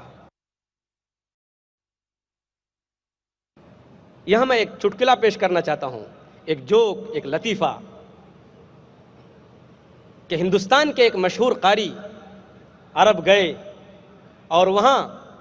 جب عرب کے لوگوں نے دیکھا تو کہا کہ بھائی ہندوستان کے قاری ہیں، الحمدللہ ان لوگوں کی آوازیں بہت اچھی ہوتی ہیں، ہندوستان کے قاری ان کی آواز بہت اچھی، بہت سریلی آواز، چلو قرآن پاک کی تلاوت کا، نماز پڑھانے کا موقع ان کو دیا جائے۔ مغرب کی نماز امام صاحب نے پڑھائی، نماز پڑھنے کے بعد عرب کے مہمان ہندوستانی قاری کو دیکھ کر مسکرانے لگے، تو ہندوستانی قاری نے سوال کیا کہ آپ کو میری قرأت پسند نہیں آئی، میری تلاوت پسند نہیں آئی؟ اس عرب نے کہا کہ آپ نے مغرب کی نماز کے اندر قرآن پاک کی تلاوت بہت اچھی کی، ماشاء اللہ مجھے بہت اچھا لگا، تلاوت بہت اچھی، آواز بہت سریلی، لیکن میں یہ سوچتا رہ گیا کہ آپ نے یوسف علیہ السلام کو کنویں میں ڈال دیا، نماز ختم ہو گئی، نکالا کیوں نہیں؟ اس میں جو لطیفہ ہے، جو جوک ہے وہ یہ ہے، جو لوگ قرآن پاک کو ترجمے کے ساتھ پڑھ چکے ہیں یا جنہوں نے قرآن پاک کا درس سنا ہے وہ جانتے ہیں کہ یوسف علیہ السلام کے بھائیوں نے یہ منصوبہ بنایا تھا، یہ پلاننگ کی تھی کہ یوسف کو قتل کر دو، تو ایک بھائی نے کہا لا تقتلوا یوسف والقوہ فی غیابۃ الجب، کہ یوسف کو قتل مت کرو بلکہ اس کو کنویں میں ڈال دو، گہرے کنویں میں۔ اس کا مطلب یہ ہے کہ قاری صاحب نے قرآن پاک کی تلاوت تو کی لیکن اس کا مطلب نہیں سمجھے کہ انہوں نے کیا پڑھا، اور انہوں نے ایسی جگہ تلاوت ختم کی جہاں بات پوری نہیں ہو سکتی تھی۔ اس لیے اس مزاج کو ختم کرنے کی ضرورت ہے اور قرآن پاک کو سمجھ کر پڑھیے، اپنے بچوں کو، اپنے بڑوں کو، اپنی ماؤں کو اور بہنوں کو اس کا شوق دلائیے۔ اس کے بعد قرآن پاک کا جو چوتھا حق ہے، انتہائی اہم، انتہائی امپورٹنٹ اور بہت زیادہ اہمیت کا حامل ہے، وہ یہ ہے کہ قرآن پاک پر عمل کیا جائے۔ یہ انتہائی تفصیل طلب حصہ ہے میری اس تقریر کا کہ قرآن پاک پر عمل کیا جائے۔ ظاہر بات ہے، قرآن پاک کو ماننا، قرآن پاک کو پڑھنا، قرآن پاک کو سمجھنا اسی لیے ہے کہ اس پر عمل کیا جائے۔ قرآن کوئی جادو منتر کی کتاب تو ہے نہیں، بلکہ یہ عمل کی کتاب ہے۔ قرآن پاک عمل کی کتاب ہے۔ اللہ تبارک و تعالیٰ نے لوگوں کی ہدایت اور رہنمائی کے لیے بھیجی ہے، صرف مسلمانوں کی ہدایت کے لیے نہیں، ساری کائنات میں اور دھرتی میں بسنے والے تمام انسانوں کے لیے یہ ہدایت اور گائیڈنس اور رہنمائی کی کتاب ہے۔ اللہ تبارک و تعالیٰ فرماتا ہے کہ جو شخص قرآن پاک کو پڑھے گا، اس کو مانے گا، اس کو سمجھے گا، اس پر عمل کرے گا، وہ دنیاوی اور اخروی دونوں جگہوں کی آفتوں سے محفوظ رہے گا، اور یہاں بھی کامیاب ہوگا اور آخرت میں بھی کامیاب ہوگا۔ اللہ کا فرمان ہے سورہ طٰہٰ سورہ نمبر 20 آیت نمبر 123 کے اندر، فَمَنِ اتَّبَعَ هُدَايَ فَلَا يَضِلُّ وَلَا يَشْقَىٰ، کہ جو شخص میری ہدایت کی یعنی قرآن کی پیروی کرے گا تو نہ تو وہ اس دنیا میں گمراہ ہوگا اور نہ وہ آخرت میں ناکام ہوگا۔ قرآن عمل کی کتاب ہے۔ قرآن پریکٹیکل زندگی میں وہ تمام چیزوں کو برت کر دیکھنے کی کتاب ہے جس کا حکم اللہ تبارک و تعالیٰ نے اپنی کتاب کے اندر دیا ہے۔ آئیے ہم دیکھتے ہیں کہ ہمارا اور آپ کا عمل قرآن پاک پر کتنا ہے، ہم کتنا قرآن پاک پر عمل کرتے ہیں، اور ہماری زندگیوں میں قرآن کتنا ہے۔ اس کو دیکھنے، اس کو سمجھنے اور اس کا جائزہ لینے کی ضرورت ہے، اور اگر اس میں کوئی کمی ہو، اس میں کوئی کوتاہی ہو اس حصے میں اور قرآن پاک کے اس حق میں، تو یہ احساس پیدا کر کے یہاں سے جائیے کہ ہم قرآن پاک کو مانیں گے، اس کو پڑھیں گے، اس کو سمجھیں گے اور اس پر عمل کی کوشش کریں گے، کیونکہ قرآن پاک کا یہ حصہ اور قرآن پاک کا یہ حق یعنی عمل انتہائی اہم اور بنیادی اور بیسک چیز ہے۔ اس سے پہلے کہ میں آپ کو بتاؤں کہ قرآن پاک پر ہم عمل کیسے کریں گے، آئیے ہم قرآن پاک کی جو بنیادی تعلیمات ہیں اس پر غور کرتے ہیں جن پر عمل کرنے کا ہمیں حکم دیا گیا ہے۔ سب سے پہلی چیز قرآن پاک کی تعلیمات میں، قرآن پاک کی ٹیچنگز میں اور اس کی بیسک ٹیچنگز میں یہ ہے توحید کا درس۔ اللہ ایک ہے، اللہ کو ایک مانا جائے، نقصان اور نفع کا مالک اسی کو سمجھا جائے، روزی دینے والا اسی کو مانا جائے، بیماری دینے والا اور اولاد دینے والا اور تندرستی دینے والا اسی کو مانا جائے۔ اللہ تعالیٰ فرماتا ہے قُلْ هُوَ اللَّهُ أَحَدٌ اللَّهُ الصَّمَدُ لَمْ يَلِدْ وَلَمْ يُولَدْ وَلَمْ يَكُنْ لَهُ كُفُوًا أَحَدٌ۔ سورہ اخلاص سورہ نمبر 112 آیت نمبر 1 سے 4۔ کہو وہ اللہ ایک ہے، اللہ بے نیاز ہے، نہ اس کی کوئی اولاد ہے اور نہ وہ کسی کی اولاد ہے، اور اس کا کوئی شریک نہیں، اس کے برابر کوئی نہیں، وہ اکیلا وہ تنہا ہے۔ اس کے رسولوں پر، قرآن کی تعلیمات میں سے بنیادی تعلیم یہ ہے کہ اس کے رسولوں پر، اس کی کتابوں پر، اس کے فرشتوں پر، آخرت کے دن پر ایمان لایا جائے۔ اللہ تعالیٰ فرماتا ہے یا ایھا الذین آمنوا آمنوا باللہ ورسولہ، اے ایمان والو ایمان لاؤ اللہ پر، اس کے رسولوں پر، والکتاب الذی نزل علی رسولہ، اور اس کتاب پر جو اس نے اپنے رسول پر اتاری، اور اس کتاب پر جو اللہ تبارک و تعالیٰ نے پہلے اتاری۔ ومن یکفر باللہ وملائکتہ وکتبہ ورسلہ والیوم الآخر فقد ضل ضلالا بعیدا، اور جو شخص انکار کرے اللہ کا، اللہ کے رسولوں کا، اللہ کی کتابوں کا، اللہ کے فرشتوں کا اور آخرت کے دن کا، وہ بہت بڑی گمراہی میں پھنس گیا، بہت بڑی گمراہی میں مبتلا ہو گیا۔ قرآن کی بنیادی تعلیم یہ ہے کہ ماں باپ کے ساتھ اچھا سلوک کیا جائے، ان کے ساتھ بہترین انداز میں پیش آیا جائے۔ اللہ تعالیٰ فرماتا ہے وَقَضَىٰ رَبُّكَ أَلَّا تَعْبُدُوا إِلَّا إِيَّاهُ وَبِالْوَالِدَيْنِ إِحْسَانًا إِمَّا يَبْلُغَنَّ عِندَكَ الْكِبَرَ أَحَدُهُمَا أَوْ كِلَاهُمَا فَلَا تَقُل لَّهُمَا أُفٍّ وَلَا تَنْهَرْهُمَا وَقُل لَّهُمَا قَوْلًا كَرِيمًا وَاخْفِضْ لَهُمَا جَنَاحَ الذُّلِّ مِنَ الرَّحْمَةِ وَقُل رَّبِّ ارْحَمْهُمَا كَمَا رَبَّيَانِي صَغِيرًا۔ سورۃ الاسراء سورہ نمبر 17 آیت نمبر 23 اور 24۔ تیرے رب کا یہ فیصلہ ہو چکا ہے، تیرے رب نے یہ فیصلہ کر لیا ہے کہ تم اس کے علاوہ کسی کی بندگی اور عبادت مت کرو، اور اپنے ماں باپ کے ساتھ اچھا سلوک کرو، اچھی طرح سے پیش آؤ۔ اگر ان میں سے کوئی ایک یا دونوں بڑھاپے کی عمر کو پہنچ جائیں تو ان کو اف تک مت کہو، اور ان کو جھڑکو مت، اور ان کے سامنے جب بات کرو تو نرم گفتگو کرو، نرم انداز میں بات کرو، اور ان کے سامنے اطاعت و فرما برداری کے ساتھ اپنے بازوؤں کو جھکا دو، اور اللہ تعالیٰ سے دعا کرو ان کے حق میں کہ اے میرے پروردگار، اے میرے پالنے والے رب، ان لوگوں نے، میرے ماں باپ نے جس طریقے سے بچپن میں مجھے پالا ہے، بچپن میں میری پرورش کی ہے، اے اللہ تو ان کے ساتھ بھی وہی معاملہ نرمی کا اور رحمت کا فرما۔ قرآن کی بنیادی تعلیمات میں سے ایک اہم تعلیم یہ ہے کہ پڑوسیوں کے ساتھ، رشتہ داروں کے ساتھ، مسافر کے ساتھ، مسکین کے ساتھ اچھا سلوک کیا جائے اور فضول خرچی سے بچا جائے۔ وَآتِ ذَا الْقُرْبَى حَقَّهُ وَالْمِسْكِينَ وَابْنَ السَّبِيلِ وَلَا تُبَذِّرْ تَبْذِيرًا، اور حقدار کو، رشتہ دار کو اس کا حق دو، اور مسکین کے ساتھ اچھا سلوک کرو، اور مسافر کے ساتھ اچھا سلوک کرو، اور فضول خرچی سے بچو۔ سورہ اسراء سورہ نمبر 17 آیت نمبر 26۔ قرآن پاک کی بنیادی تعلیمات میں سے ایک اہم تعلیم یہ ہے کہ زنا کے قریب انسان نہ جائے، زنا کے قریب انسان نہ پھٹکے۔ اللہ تعالیٰ فرماتا ہے سورہ اسراء سورہ نمبر 17 آیت نمبر 32 کے اندر، وَلَا تَقْرَبُوا الزِّنَا إِنَّهُ كَانَ فَاحِشَةً، دیکھو خبردار خبردار، ہرگز ہرگز زنا کے قریب بھی مت جانا، یہ بہت گندی چیز ہے۔ قرآن پاک کی بنیادی تعلیمات میں سے ایک اہم تعلیم یہ ہے کہ یتیموں کے مال کو ہڑپ نہ کیا جائے، ان کے ساتھ اچھا سلوک کیا جائے، اور جو وعدہ کیا جائے اس کو پورا کیا جائے۔ وَلَا تَقْرَبُوا مَالَ الْيَتِيمِ إِلَّا بِالَّتِي هِيَ أَحْسَنُ حَتَّى يَبْلُغَ أَشُدَّهُ وَأَوْفُوا بِالْعَهْدِ إِنَّ الْعَهْدَ كَانَ مَسْئُولًا۔ سورہ اسراء سورہ نمبر 17 آیت نمبر 34 کہ دیکھو یتیم کے مال کو ہڑپ مت کرو، اس کے قریب مت جاؤ سوائے اس طریقے کے جو بہتر ہو، جب تک کہ وہ بالغ نہ ہو جائیں، اور کیے ہوئے وعدے کو پورا کرو۔ قرآن پاک کی بنیادی تعلیمات میں سے ایک اہم تعلیم یہ ہے کہ ناپ تول میں کمی نہ کرو، ناپ تول میں کمی مت کرو، ڈنڈی مت مارو۔ وَأَوْفُوا الْكَيْلَ إِذَا كِلْتُمْ وَزِنُوا بِالْقِسْطَاسِ الْمُسْتَقِيمِ، سورہ اسراء سورہ نمبر 17 آیت نمبر 36 کہ جب ناپنے لگو تو بھرپور پیمانے سے ناپو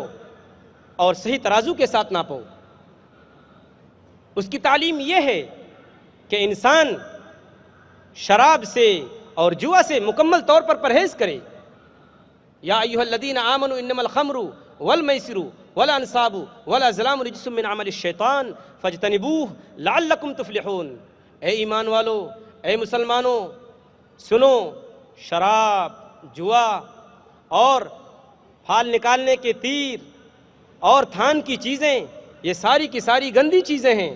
شیطانی چیزیں ہیں، ان سے بچو تاکہ تم کامیاب ہو جاؤ۔ سورہ مائدہ سورہ نمبر 5 آیت نمبر 90۔ قرآن پاک کی بنیادی تعلیم یہ ہے کہ اللہ کے راستے میں خرچ کیا جائے، غصے کو پی لیا جائے اور لوگوں کو معاف کیا جائے۔ سورہ آل عمران سورہ نمبر 3 آیت نمبر 134 سے 36 کے اندر اللہ تعالیٰ فرماتا ہے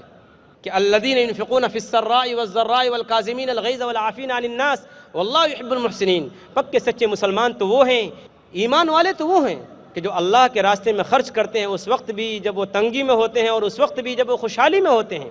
اور وہ غصے کو پی جاتے ہیں، لوگوں کو معاف کرتے ہیں، اور اللہ احسان کرنے والوں کو پسند کرتا ہے۔ قرآن پاک کی تعلیم بنیادی یہ ہے کہ مسلمان سود کے قریب نہ جائے۔ یا ایھا الذین آمنوا اتقوا اللہ وذروا ما بقی من الربا ان کنتم مؤمنین فإن لم تفعلوا فأذنوا بحرب من اللہ ورسولہ، سورہ نمبر 2 آیت نمبر 278 اور 279 کہ اے ایمان والو، اللہ سے ڈرو اور جو سود باقی رہ گیا ہے اس کو چھوڑ دو اگر تم ایمان والے ہو۔ اگر تم ایسا نہیں کرتے ہو، سود لینا بند نہیں کرتے، سودی کاروبار ترک نہیں کرتے، سودی لین دین نہیں چھوڑتے ہو، تو اللہ اور اس کے رسول کے ساتھ جنگ کرنے کے لیے تیار ہو جاؤ۔ قرآن پاک کی بنیادی تعلیم یہ ہے کہ کوئی مسلمان کسی مسلمان کا مذاق نہ اڑائے، غیبت نہ کرے، کسی کو برے لقب سے یاد نہ کرے، اور بدگمانی سے بچے۔ اللہ تعالیٰ فرماتا ہے یا ایھا الذین آمنوا لا یسخر قوم من قوم عسى ان یکونوا خیرا منہم ولا نساء من نساء عسى ان یکن خیرا منہن ولا تلمزوا انفسکم ولا تنابزوا بالالقاب بئس الاسم الفسوق بعد الایمان، سورہ حجرات سورہ نمبر 49 آیت نمبر 11 اور 12 کہ اے ایمان والو،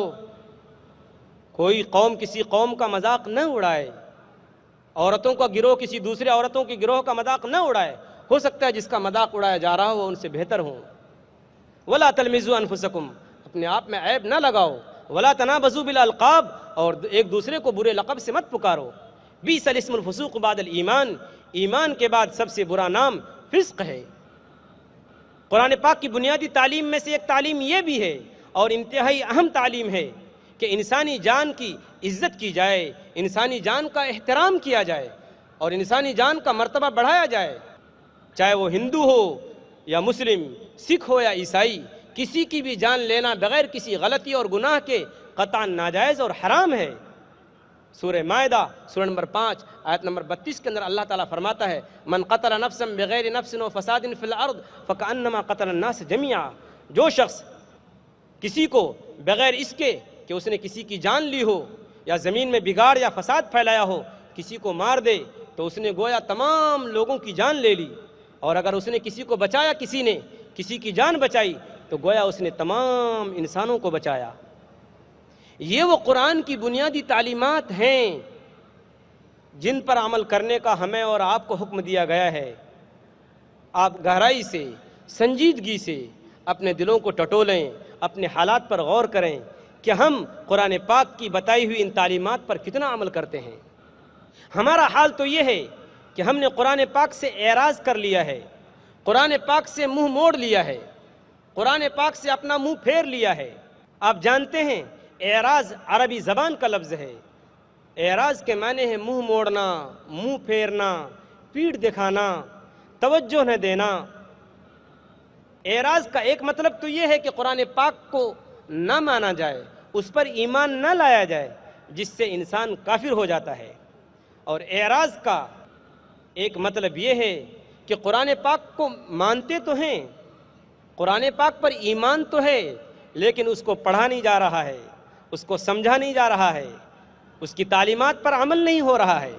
اس کے احکام و مسائل کو سمجھنے کی کوشش نہیں کی جا رہی ہے. یہ ساری باتیں قرآن پاک سے منہ موڑنے کے اندر شامل ہیں, اور ہم میں سے جو بھی مسلمان جس قسم کے اعراض کا مجرم ہوگا اسی طرح کی اس کو سزا بھی ملے گی. سب سے پہلی سزا قرآن پاک سے اعراض کرنے کی, قرآن پاک سے منہ موڑنے کی اور قرآن پاک کو چھوڑنے کی یہ ہے کہ ذلت والی زندگی کہ ہم شکار ہو جائیں گے, تکلیف دہ زندگی کے ہم شکار ہو جائیں گے. اللہ تعالیٰ فرماتا ہے وَمَنْ أَعْرَضَ عَنْ ذِكْرِي فَإِنَّ لَهُ مَعِيشَةً ضَنْكَا. سورہ طٰہٰ سورہ نمبر 20 آیت نمبر 124 سے 126 کہ وَمَنْ أَعْرَضَ عَنْ ذِكْرِي فَإِنَّ لَهُ مَعِيشَةً ضَنْكَا. اور جو شخص میرے ذکر سے, میری کتاب سے, قرآن پاک سے اعراض کرے گا, منہ موڑ لے گا, تو میں اس کی زندگی تنگ کر دوں گا. وَنَحْشُرُهُ يَوْمَ الْقِيَامَةِ أَعْمَى. اور ہم قیامت کے دن اس کو اندھا کر کے اٹھائیں گے, نابینا اٹھائیں گے. قَالَ رَبِّ لِمَ حَشَرْتَنِي أَعْمَى. وہ کہے گا اے میرے رب, اے میرے پروردگار, تو نے مجھے اندھا کیوں اٹھایا؟ وَقَدْ كُنْتُ بَصِيرًا. میں تو آنکھوں والا تھا, میں تو دیکھتا تھا, میرے پاس بینائی تھی. قَالَ كَذَلِكَ. اللہ کی طرف سے اسی وقت جواب ملے گا تیرے ساتھ ایسے ہی ہونا چاہیے. أَتَتْكَ آيَاتُنَا فَنَسِيتَهَا وَكَذَلِكَ الْيَوْمَ تُنْسَى. تیرے سامنے ہماری آیتیں پڑھی جاتی تھیں, ان کی تلاوت ہوتی تھی تو ان کو بھول جاتا تھا, آج تجھ کو بھی میں نے بھلا دیا.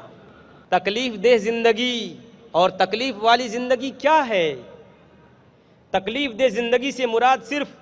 فقر و فاقہ, محتاجی اور بھوک مری کی زندگی نہیں ہے, بلکہ تکلیف دہ زندگی کا مطلب یہ ہے کہ انسان کو دولت, ڈھیر ساری دولت ہونے کے باوجود, عہدہ, کرسی, منصب, وزارت, منسٹری اور دنیا کی ساری لذتیں اور ساری راحت کی چیزیں ہونے کے باوجود اس کا جینا دوبھر ہو جائے, اس کی زندگی سے سکون چلا جائے, اس کی زندگی سے اطمینان چلا جائے,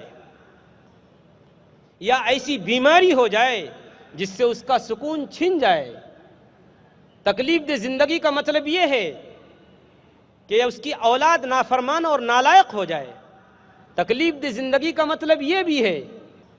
کہ میاں بیوی کے درمیان ہمیشہ جھگڑے ہوتے رہیں, شوہر بیوی پر شک کرے, بیوی شوہر پر شک کرے, دونوں میں اتنی بے اعتمادی پیدا ہو جائے کہ گھر جنت کا نمونہ بننے کے بجائے جہنم کا نمونہ بن جائے. تکلیف دہ زندگی کا مطلب یہ ہے کہ انسان ناجائز مقدمات میں پھنسا لیا جائے۔ تکلیف دہ زندگی کا مطلب یہ ہے کہ زیادہ سے زیادہ دولت جمع کرنے کی خواہش پیدا ہو جائے، جس کی وجہ سے اس کی زندگی سے سکون چلا جائے، چین چلا جائے، راحت چلی جائے، آرام چلا جائے، راتوں کی اس کی نیندیں حرام ہو جائیں۔ جبکہ سکون دل میسر ہو تو نیند آتی ہے کانٹوں پر، سکون دل میسر ہو تو نیند آتی ہے کانٹوں پر، اگر غم ہو تو پھولوں پر بھی کوئی سو نہیں سکتا۔ تکلیف دینے والی زندگی کی یہ الگ الگ صورتیں ہیں جو میں نے آپ کے سامنے رکھی ہیں۔ آج ہر گھر کے ہر شخص کی سب سے بڑی بیماری ٹینشن، بے اطمینانی اور سکون کا نہ ہونا ہے، اور لوگ اس کا علاج تلاش کرتے ہیں۔ کچھ لوگ اس کا علاج تلاش کرتے ہیں نیند کی گولیوں میں، کچھ لوگ اس کا علاج تلاش کرتے ہیں ناچ گانے کی چیزوں میں، کچھ لوگ اس کا علاج تلاش کرتے ہیں شراب اور موج و مستی میں۔ حالانکہ یہ ایسی بیماری ہے، بے اطمینانی، پیس کا نہ ہونا، سکون کا نہ ہونا، یہ ایسی بیماری ہے جس کا علاج دنیا کے کسی ڈاکٹر کے پاس نہیں۔ سکون قلب، دل کا اطمینان، دل کے اندر پیس ہونا، دل کے اندر اطمینان کا اور راحت کا ہونا اور چین کا ہونا، یہ ایسی چیز ہے جو صرف آسمانوں سے اترتی ہے، اور اس کے اترنے کا ذریعہ بھی قرآن پاک ہے۔ لہذا جو مسلمان سکون کی زندگی، اطمینان کی زندگی، چین کی زندگی، راحت کی زندگی، آرام کی زندگی اور پیس کی زندگی چاہتے ہیں، شانتی کی زندگی چاہتے ہیں اور سلامتی کی زندگی چاہتے ہیں اور خوشحالی کی زندگی چاہتے ہیں اور راحت کی زندگی چاہتے ہیں، وہ اپنے گھروں میں قرآن پاک کو پڑھیں، بچوں کو بھی پڑھوائیں، بیویوں کو بھی پڑھوائیں، ماؤں کو بھی پڑھوائیں اور بہنوں کو بھی پڑھوائیں۔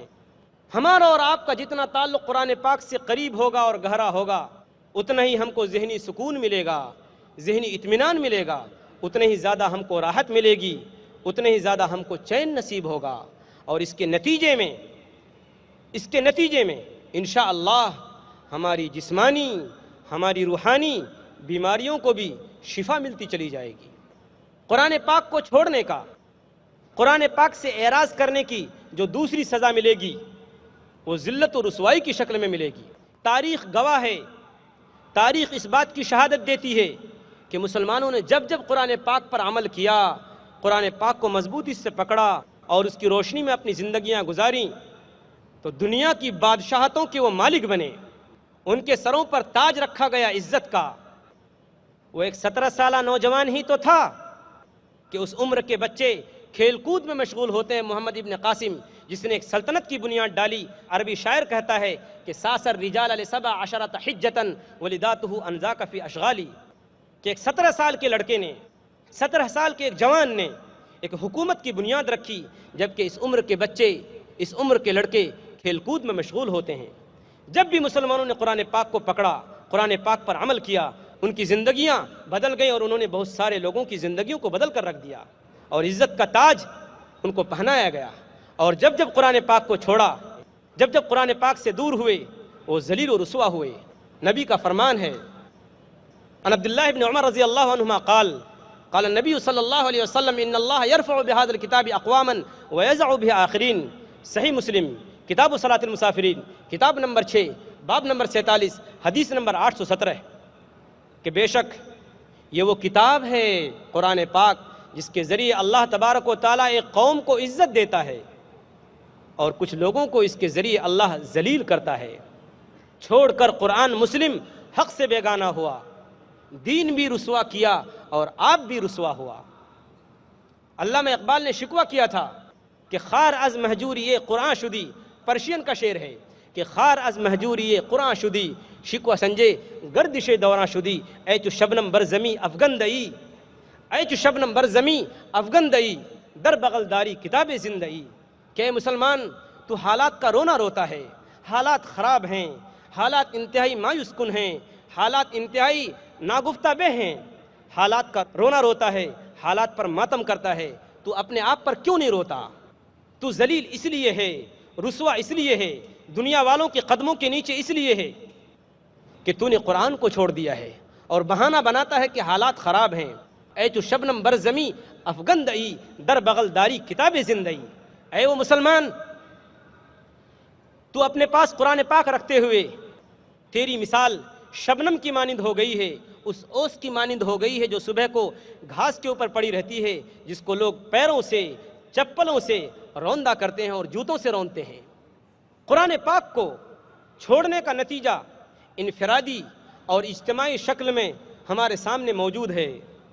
الگ الگ بہانوں سے قرآن پاک کی بے عزتی ہو رہی ہے، قرآن پاک کی بے حرمتی ہو رہی ہے۔ عورتوں کے کپڑوں میں، زنانہ کپڑوں میں، بدکار عورتوں کی پیٹھوں پر، عورتوں کی جوتوں میں قرآن پاک کی آیتیں لکھی جاتی ہیں اور ان قرآن پاک کی آیتوں کی بے عزتی کی جاتی ہے، اور 50 اسلامی ممالک اس پر احتجاج کرنے کی، ایجیٹیشن کرنے کی جرات نہیں رکھتے۔ الغرض وہ زمانے میں معزز تھے مسلمان ہو کر، اور ہم خار ہوئے تاریک قرآن ہو کر۔ قرآن پاک کو چھوڑنے کی جو تیسری سزا ہم کو ملنے والی ہے وہ یہ ہے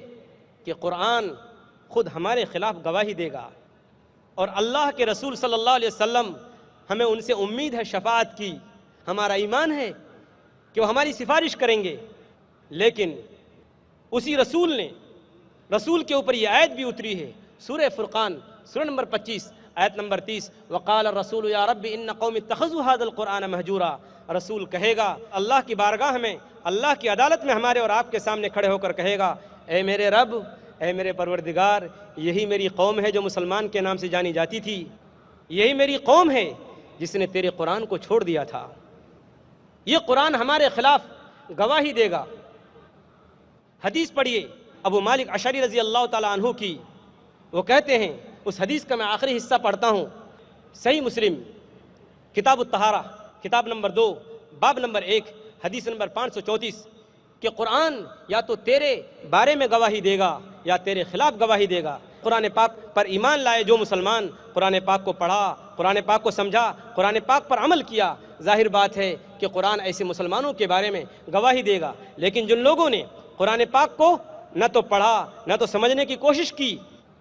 اور نہ اس پر عمل کیا،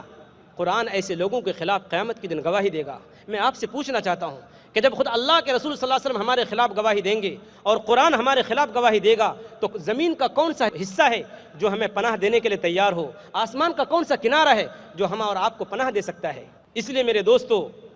قرآن پاک کو پڑھو، قرآن پاک کو سمجھو اور قرآن پاک پر عمل کرو۔ اور اس کا جو آخری حق ہے قرآن پاک کا، وہ یہ ہے کہ قرآن پاک کو دوسروں تک پہنچایا جائے۔ سورہ انعام آیت نمبر 19 کے اندر اللہ تعالیٰ فرماتا ہے کہ وہ اوحی الی ھذا القرآن لانذرکم بہ ومن بلغ، کہ یہ قرآن میری طرف وحی کی گئی ہے، وحی کے ذریعے اس قرآن کو بھیجا گیا ہے تاکہ میں اس کو ان لوگوں تک پہنچاؤں جن لوگوں تک پہنچا سکتا ہوں۔ امام ابن کثیر نے ربیع ابن انس رضی اللہ تعالیٰ عنہ کے حوالے سے یہ بات لکھی ہے کہ جو بھی محمد صلی اللہ علیہ وسلم کو دل سے چاہتا ہے، اس کی ذمہ داری ہے کہ وہ قرآن جس طریقے سے حضور صلی اللہ علیہ وسلم نے دوسرے لوگوں تک پہنچایا، وہ دوسرے لوگوں تک قرآن پاک کو پہنچائے۔ جس طریقے سے محمد صلی اللہ علیہ وسلم نے لوگوں کو قرآن پاک کے ذریعے ڈرایا تھا، مسلمان بندی بھی اسی طریقے سے لوگوں کو اس قرآن کے ذریعے ڈرائے، آخرت کے عذاب سے، اللہ کی پکڑ سے اور اللہ کی گرفت سے۔ جب ہم حضور اکرم صلی اللہ علیہ وسلم کی زندگی کا جائزہ لیتے ہیں تو ہمیں معلوم ہوتا ہے کہ آپ صلی اللہ علیہ وسلم نے مسلسل 23 سال تک اپنی زندگی گزاری نبوت والی، تو اس کا جو اصل مرکز تھا، اس کا جو اصل سینٹر اور محور تھا، وہ یہی تھا کہ قرآن پاک کی تبلیغ کی جائے، قرآن پاک کو عام کیا جائے، قرآن پاک کی تلاوت کی جائے اور قرآن پاک کو لوگوں تک پہنچایا جائے۔ اور یہ ذمہ داری آپ نے پھر اپنے بعد اپنی امت کے حوالے کر دی۔ یاد کیجئے صحیح بخاری کی اس حدیث کو، صحیح بخاری کتاب احادیث الانبیاء کتاب نمبر 40 باب نمبر 50 حدیث نمبر 3461 کے اندر کہ بلغوا عنی ولو آیا، کہ میری طرف سے پہنچا دو اگرچہ ایک ہی آیت کیوں نہ ہو، اگرچہ ایک ہی آیت کیوں نہ ہو۔ اس لیے ہر مسلمان کی ذمہ داری قرآن پاک کو پہنچانے کی دوسروں تک ہے۔ جو عالم و فاضل ہے وہ قرآن پاک کو دوسروں تک اپنے علم اور اپنی صلاحیت اور اپنی کیپیسٹی اور استعداد کے مطابق پہنچائے، اور جو عالم نہیں ہے،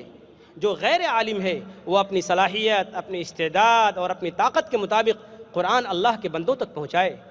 بلکہ بلغوا عنی ولو آیا، میری طرف سے پہنچا دو اگرچہ ایک ہی آیت کیوں نہ ہو۔ اس حدیث کا تقاضا یہ ہے کہ اگر ایک مسلمان پورا قرآن دیکھ کر پڑھنا جانتا ہے تو وہ دوسروں کو دیکھ کر قرآن پاک پڑھنا سکھائے۔ ایک مسلمان اگر اس کو حفظ قرآن پاک یاد ہے، زبانی قرآن پاک یاد ہے، وہ دوسروں کو زبانی قرآن پاک پڑھنا سکھائے۔ حتیٰ کہ ایک مسلمان کو اگر ایک آیت یاد ہو یا ایک سورت اور اس کا معنی یاد ہو تو وہ دوسروں تک اس سورت کا اور اس آیت کا معنی اور مطلب بتائے، یہ بھی تبلیغ دین کے اندر شامل ہے۔ اس لیے وقت کم ہے، میں آخر میں آپ سے دو چار باتیں کہہ کر رخصت ہو جاؤں گا کہ میرے مسلمان نوجوانوں اور مسلمان بھائیوں اور میری ماؤں اور بہنوں، یہ قرآن جس طریقے سے مدرسوں میں پڑھا جاتا ہے، یہ قرآن جس طریقے سے مسجدوں میں پڑھا جاتا ہے، یہ قرآن جس طریقے سے دینی مجلسوں میں پڑھا جاتا ہے، یہ قرآن جس طریقے سے کانفرنسوں میں پڑھا جاتا ہے، یہ قرآن جس طریقے سے دینی محفلوں میں پڑھا جاتا ہے، اس قرآن کو اسی طریقے سے گھروں میں بھی پڑھا جانا چاہیے۔ اس قرآن کو اسی طریقے سے اپنے آفسوں میں بھی پڑھا جانا چاہیے۔ اس قرآن کو اسی طریقے سے ٹرینوں میں بھی پڑھا جانا چاہیے۔ اس قرآن کو اسی طریقے سے اپنی گاڑیوں میں بھی پڑھا جانا چاہیے۔ اس قرآن کو اسی طریقے سے اپنے دوستوں کی مجلسوں میں بھی پڑھا جانا چاہیے۔ ہم نے کوئی قیمت ادا نہیں کی، قرآن پاک کو پہنچنے پر ہم کو کوئی قیمت نہیں چکانی پڑی۔ آپ یاد کیجئے، بلال حبشی سے پوچھئے، عمار ابن یاسر سے پوچھئے، صہیب رومی سے پوچھئے، سلمان فارسی سے پوچھئے کہ اے سلمان فارسی اور اے بلال حبشی اور اے صہیب رومی اور اے خباب ابن ارت، آپ کو اس قرآن کو پڑھنے پر کیا کیا تکلیفیں اٹھانی پڑی اور اس کی کیا قیمت چکانی پڑی۔ اس لیے قرآن پر ایمان لائیے، قرآن پاک کو مانیے، قرآن پاک کو پڑھیے، قرآن پاک کو سمجھیے، قرآن پاک پر عمل کیجیے اور قرآن پاک کی تبلیغ کیجیے، قرآن پاک کو دوسروں تک پہنچائیے۔ دعا کیجیے اللہ تبارک و تعالی مجھے اور آپ تمام لوگوں کو قرآن پاک کے حقوق کو صحیح طرح سے ادا کرنے کی اور اللہ کے بندوں تک قرآن پاک کو پہنچانے کی توفیق عطا فرمائے، آمین۔ وآخر دعوانا ان الحمدللہ رب العالمین، والسلام علیکم ورحمۃ اللہ وبرکاتہ۔ جزاکم اللہ احسن الجزا۔ ہمارے فاضل مقرر نے قرآن کے حقوق پر بہت ہی تفصیل کے ساتھ روشنی ڈالی۔ ہم امید کرتے ہیں کہ آپ حضرات کو قرآن مجید کے حقوق کے تعلق سے جو تفصیلی معلومات حاصل ہوئی ہیں اسے اپنی زندگی میں عملی جامہ پہنائیں گے۔ فاضل مقرر کے ہم تہ دل سے مشکور ہیں کہ انہوں نے ہمیں یہ معلومات فراہم کی۔ ان کی خدمت میں ہمارے سامعین کی جانب سے کچھ سوالات ہیں، ہم ان سے مزید امید کرتے ہیں کہ ان سوالات کے تشفی بخش جواب دے کر ہمیں مزید فائدہ پہنچائیں گے۔ جناب مولوی شاہد صاحب، ان کا ایک سوال ہے، وہ کہتے ہیں محترم السلام علیکم، قرآن کے حقوق کے عنوان پر آپ نے الحمدللہ سیر حاصل معلومات مہیا کی۔ آپ سے التماس ہے کہ قرآنی عربی زبان سیکھنے کے لیے IRF کے ذریعے جہاں کلاسز چلائی جا رہی ہوں اس کا ایڈریس بتائیں۔ درخواست ہے کہ مختلف مقامات پر ایسی کلاسز چلائی جائیں۔ بھائی صاحب کا سوال یہ ہے کہ IRF کے اندر قرآن پاک کو سمجھنے کے لیے جو عربی کلاس شروع کی گئی ہے اس کا پتہ بتایا جائے۔ ظاہر بات ہے IRF کا پتہ آپ کو انفارمیشن کاؤنٹر سے بھی مل سکتا ہے اور جس کے پاس بھی بکلیٹ ہے اس سے آپ پتہ حاصل کر سکتے ہیں۔ جہاں تک اس بات کا سوال ہے کہ IRF کے طرز پر عربی کلاس شروع کی جانی چاہیے، بے شک ہم اس کا خیر مقدم کرتے ہیں اور ہم آپ سے امید بھی کرتے ہیں کہ آپ حضرات میں سے جو لوگ بھی استطاعت رکھتے ہوں، طاقت رکھتے ہوں، وہ کم سے کم اپنی طاقت بھر اس بات کی کوشش کریں گے کہ قرآن کو سمجھنے کے لیے کلاسز شروع کریں۔ الحمدللہ ہم اخبارات میں پڑھتے رہتے ہیں اور ہمارے پاس بھی معلومات ہیں کہ الحمدللہ بمبئی کے اندر کئی لوگ قرآن پاک کو سمجھنے کے لیے عربی قرآن فہمی کلاسیں شروع کی ہیں اور الحمدللہ اس کے فائدے بھی ہو رہے ہیں اور خاطر خواہ نتائج بھی ہمارے سامنے آ رہے ہیں۔ مجھے امید ہے کہ ہماری باتوں کو سن کر بہت سارے اللہ کے بندے اور بہت سارے بھائی اس کام کے لیے تیار ہوں گے۔ اللہ تعالیٰ انہیں جزائے خیر دے۔ شکریہ۔ ہمارے ساجد شیخ صاحب جو کمپیوٹر انجینئر ہیں وہ لکھتے ہیں کہ ہمارے گھر پر روزانہ 15 سے 30 منٹ قرآن کی تلاوت کمپیوٹر یا ٹیپ ریکارڈ سے سنتے ہیں، لیکن کبھی دھیان رہتا ہے کبھی نہیں، تو کیا ایسے قرآن سننا ٹھیک ہے یا نہیں؟ اسی سے ملتا جلتا ایک سوال ہے، جنہوں نے نام نہیں لکھا ہے اس لیے میں ساتھ پڑھنا چاہتا ہوں۔ وہ لکھتے ہیں کہ آج کے جدید وسائل جیسے آڈیو ویڈیو اور MP3 سے قرآن سیکھنے اور سکھانے کے لیے کس طرح استفادہ کیا جا سکتا ہے؟ بھائی صاحب کا سوال یہ ہے کہ ہم روزانہ ہمارا معمول ہے، ہمارے روٹین میں یہ بات شامل ہے کہ ہم روزانہ قرآن پاک کی تلاوت سنتے ہیں 10 سے 15 منٹ گھر والوں کو لے کر، لیکن کبھی کبھی ہمارا دھیان ہٹ جاتا ہے، تو کیا ایسا سننا مفید نہیں ہے؟ دیکھیے، انسان کی جو کیفیت ہے دلی، وہ ہمیشہ یکساں تو نہیں رہتی، اس لیے قرآن پاک کی جو ایک صورت ہے سورہ ناس، جو قرآن پاک کی سب سے آخری صورت ہے، اس کی جو آخری آیت ہے اس کو جب آپ پڑھیں گے، اس میں اللہ تعالیٰ فرماتا ہے من شر الوسواس الخناس، من شر الوسواس الخناس، یعنی ایک قرآن پاک کی تلاوت کرنے والا اللہ سے پناہ مانگتا ہے کہ اے اللہ، میں وسوسہ ڈالنے والے اور پیچھے ہٹ جانے والے کی برائی سے پناہ مانگتا ہوں۔ اس لیے صحیح حدیثوں میں ہے کہ جب انسان اللہ کو یاد کرتا ہے تو شیطان اپنا ہاتھ انسان کے سینے پر سے ہٹا لیتا ہے، لیکن جو ہی غفلت ہوتی ہے شیطان اپنا ہاتھ انسان کے دل پر رکھتا ہے۔ تو ہمیں کوشش کرنی چاہیے کہ ہم دل جمعی کے ساتھ جتنی دیر بھی بیٹھتے ہیں اپنے دماغ کو حاضر رکھتے ہوئے قرآن پاک کی تلاوت سنیں، تو ظاہر بات ہے ہمیں زیادہ سے زیادہ فائدہ ہوگا۔ لیکن اگر انجانے میں بغیر کسی ہمارے ارادے کے اگر ہمارا دھیان اس سے ہٹ گیا تو انشاءاللہ آپ کو کوئی گناہ نہیں ہوگا، اور اللہ تبارک و تعالیٰ نے صاف صاف فرمایا ہے کہ لا یکلف اللہ نفسا الا وسعہا، سورہ بقرہ سورہ نمبر 2 آیت نمبر 285 کے اندر اللہ تعالیٰ صاف صاف فرماتا ہے کہ کسی انسان کو اللہ تبارک و تعالیٰ اس کی طاقت سے زیادہ کا بوجھ نہیں ڈالتے۔ تو اگر آپ کوشش کرنے کے باوجود بھی آپ کا دھیان ہٹ جاتا ہے قرآن پاک کی تلاوت سے، تو انشاءاللہ آپ سے مواخذہ نہیں ہوگا، قیامت کے دن آپ کی اس پر کوئی گرفت نہیں ہوگی۔ جو دوسری بات تھی کہ موجودہ زمانے میں اسباب اور جو وسائل ہیں جیسے آڈیو ہو، ویڈیو ہے،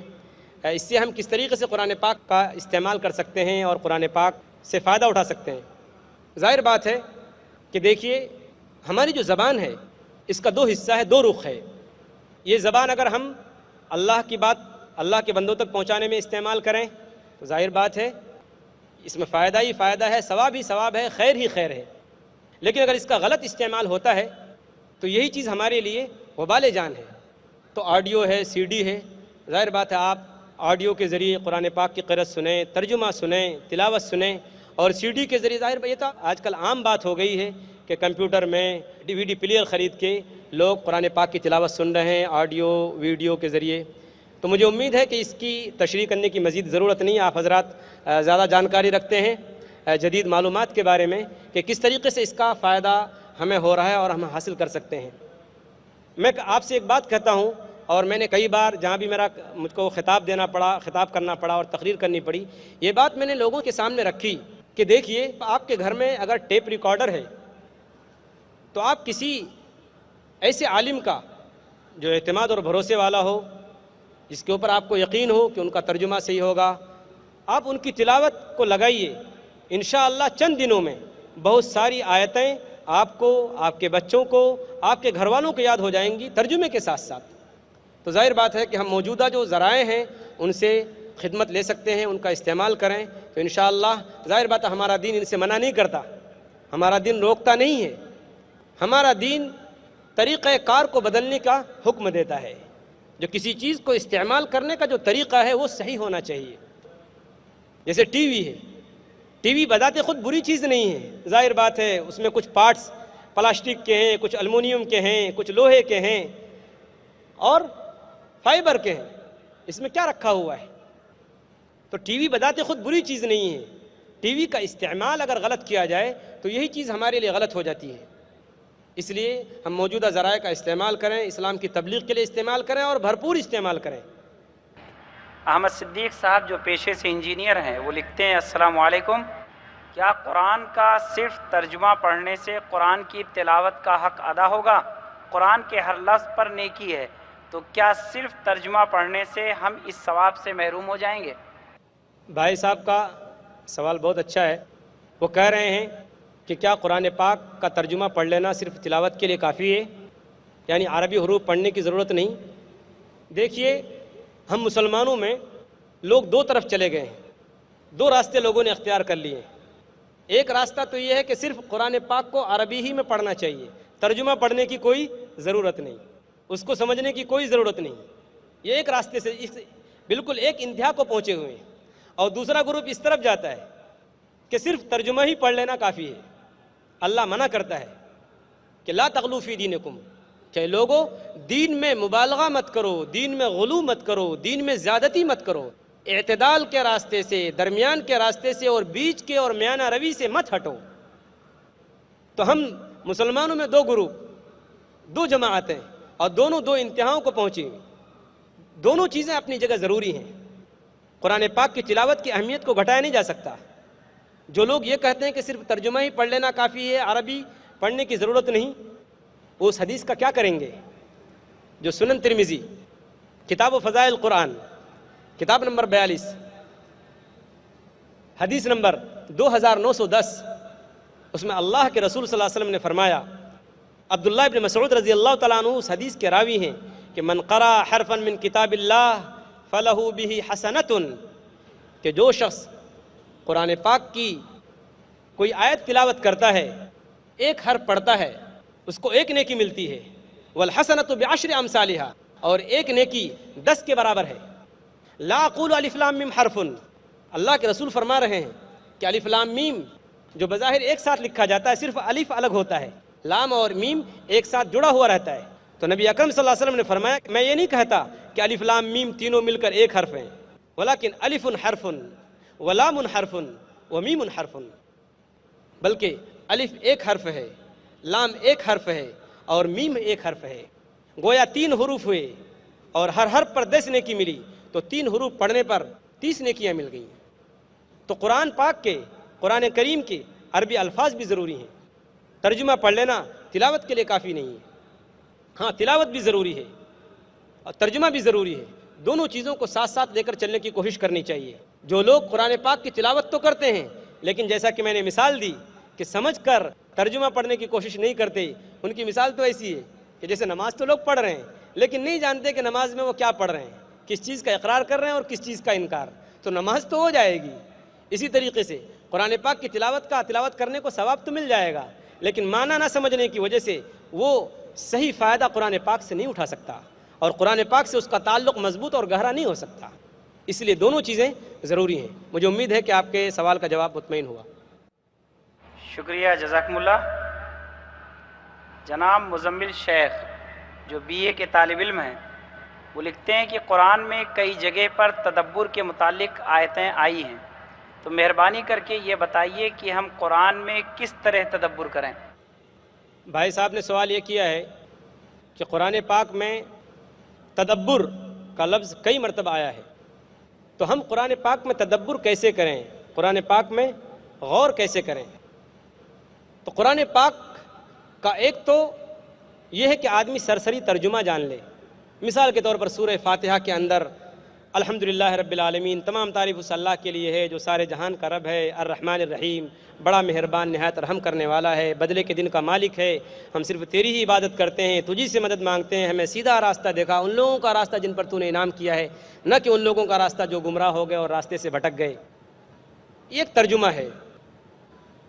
یہ سرسری اور سادہ ترجمہ ہے. اس کا مطالبہ ہم میں سے ہر ایک پر ہے، ہر ایک کے لیے ہے، جیسا کہ میں نے قرآن پاک کے حقوق کے اندر آپ کے سامنے بھی رکھا.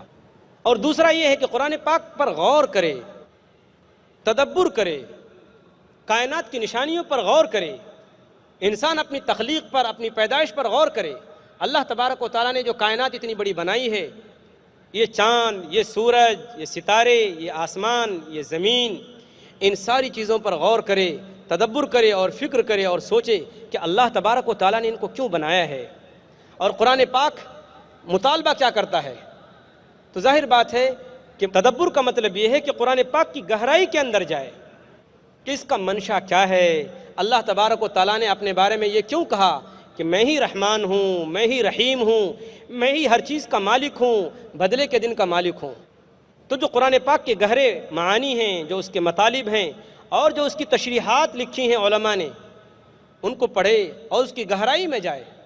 اور پھر جب وہ عربی زبان سیکھ لے گا تو ظاہر بات ہے وہ خود اس کے دل میں ایک شوق پیدا ہوگا کہ قرآن پاک کی گہرائی میں جائے وہ سوچے کہ قرآن پاک ہم سے کس چیز کا مطالبہ کرتا ہے، کس چیز کی اپیل کرتا ہے اور کیا کہنا چاہتا ہے، اور قرآن کا منشا کیا ہے ہم سے۔ یہ ہے تدبر، غور کرے، سوچے۔ ظاہر بات ہے کہ یاد رکھیے، اگر ہم نے قرآن پاک پہ غور نہیں کیا، قرآن پاک پہ اگر ہم نے غور نہیں کیا تو ہماری حالت کیا ہوگی؟ وہی ہوگی جو اللہ تبارک و تعالیٰ نے سورہ جمعہ سورہ نمبر 62 آیت نمبر 5 کے اندر بیان فرمائی ہے، مثل الذین حملوا التوراۃ ثم لم يحملوها كمثل الحمار يحمل اسفارا، کہ ان لوگوں کی مثال جنہیں توریت دی گئی اور ان کو حکم دیا گیا کہ توریت پر تمہیں عمل کرنا ہے، اور انہوں نے اس پر عمل نہیں کیا، غور نہیں کیا، اس گدھے کی سی ہے جو بہت ساری کتابیں لادے پھر رہا ہے۔ یہی مثال ہم مسلمانوں کی ہے۔ اگر ہم پڑھیں نہیں، قرآن پاک سمجھیں نہیں، اس پر غور نہ کریں، فکر نہ کریں، تدبر نہ کریں، اس کے معنی کے گہرائی میں نہ جائیں، تو ہماری بھی مثال ایسی ہی ہے۔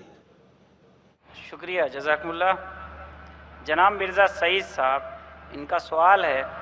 کہتے ہیں مکرمی السلام علیکم ورحمۃ اللہ وبرکاتہ، قرآن سمجھ کر پڑھانے میں اور اسے عام کرنے میں علماء دین کی ذمہ داری کیا ہے؟ بھائی صاحب کا سوال یہ ہے کہ قرآن پاک کو سمجھ کر پڑھنے میں اور پڑھانے میں علماء کرام کی ذمہ داری ہے۔ جیسا کہ میں نے عرض کیا، آپ کے سامنے حدیث پڑھی صحیح بخاری کی، حدیث نمبر 3461، کہ نبی اکرم صلی اللہ علیہ وسلم نے فرمایا بلغوا عنی ولو آیا۔ شاید میری تقریر کو آپ نے ٹھیک سے سنا نہیں، یا سنا ہو تو سمجھا نہیں، یا آپ بعد میں آئے ہوں۔ میں نے عرض کیا کہ اس حدیث کی روشنی میں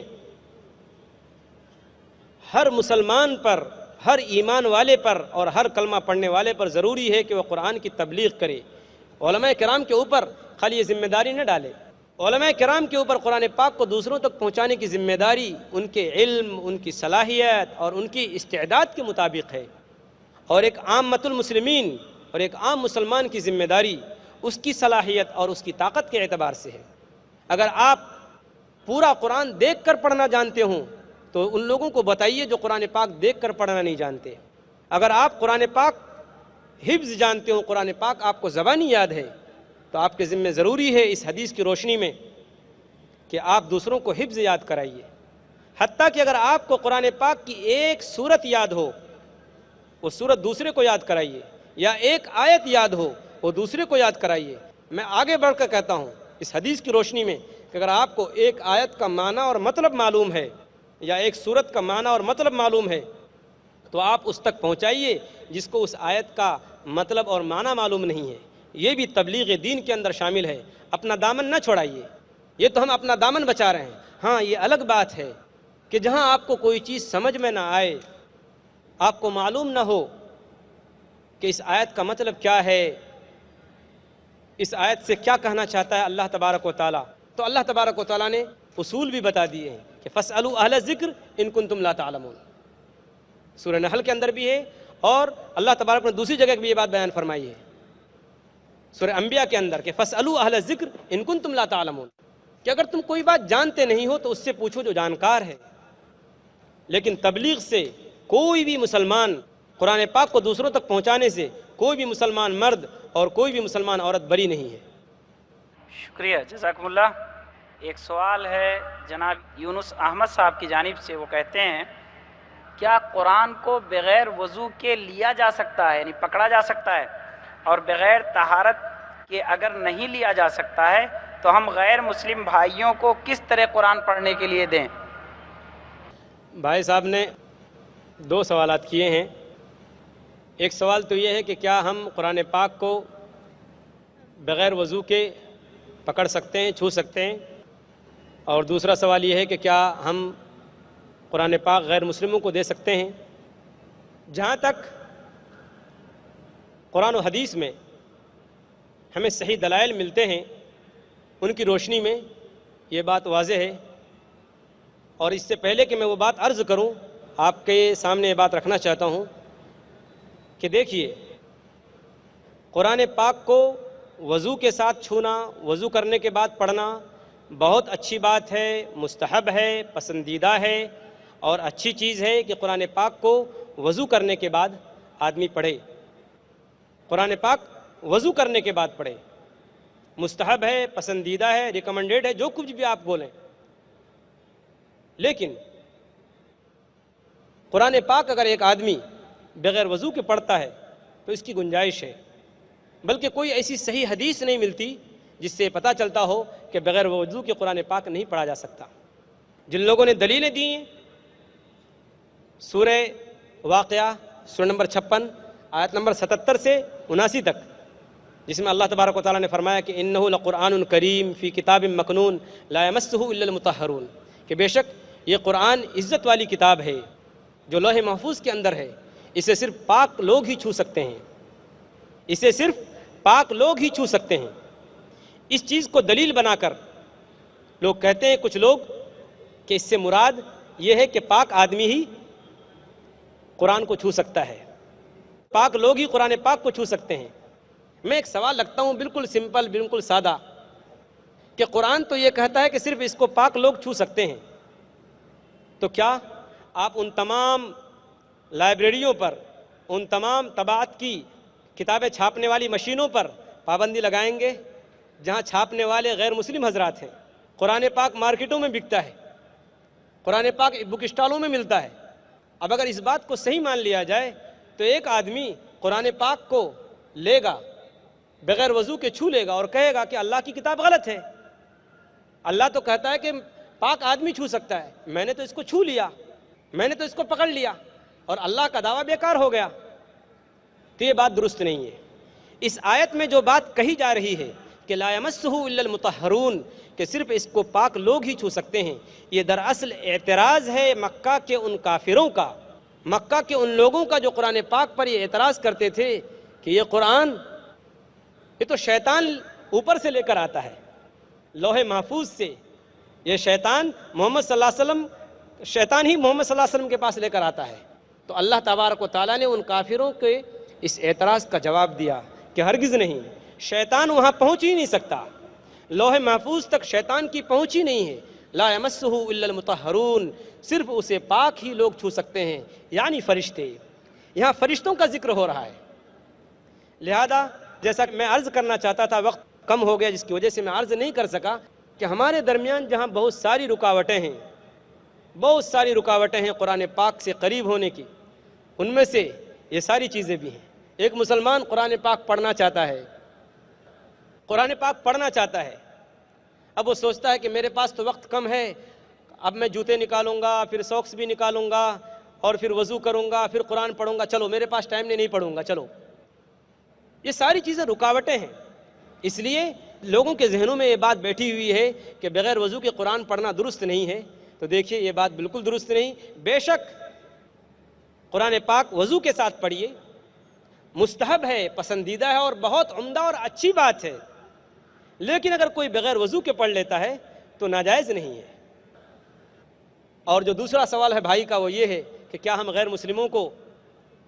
قرآن پاک دے سکتے ہیں پڑھنے کے لیے؟ ہم مسلمانوں کا حال بہت عجیب و غریب ہے کہ ہم مسلمان قرآن پاک کو بالکل اچھی طرح سے جزدانوں میں، ریشمی جزدانوں میں اور عطر لگا کر اونچی طاق پر رکھ دیتے ہیں، خود بھی نہیں پڑھتے اور دوسروں کو پڑھنے کا موقع نہیں دیتے۔ عجیب حال ہے ہمارا، ہم خود بھی نہیں پڑھتے اور غیر مسلم حضرات کو بھی پڑھنے کا موقع نہیں دیتے۔ اس لیے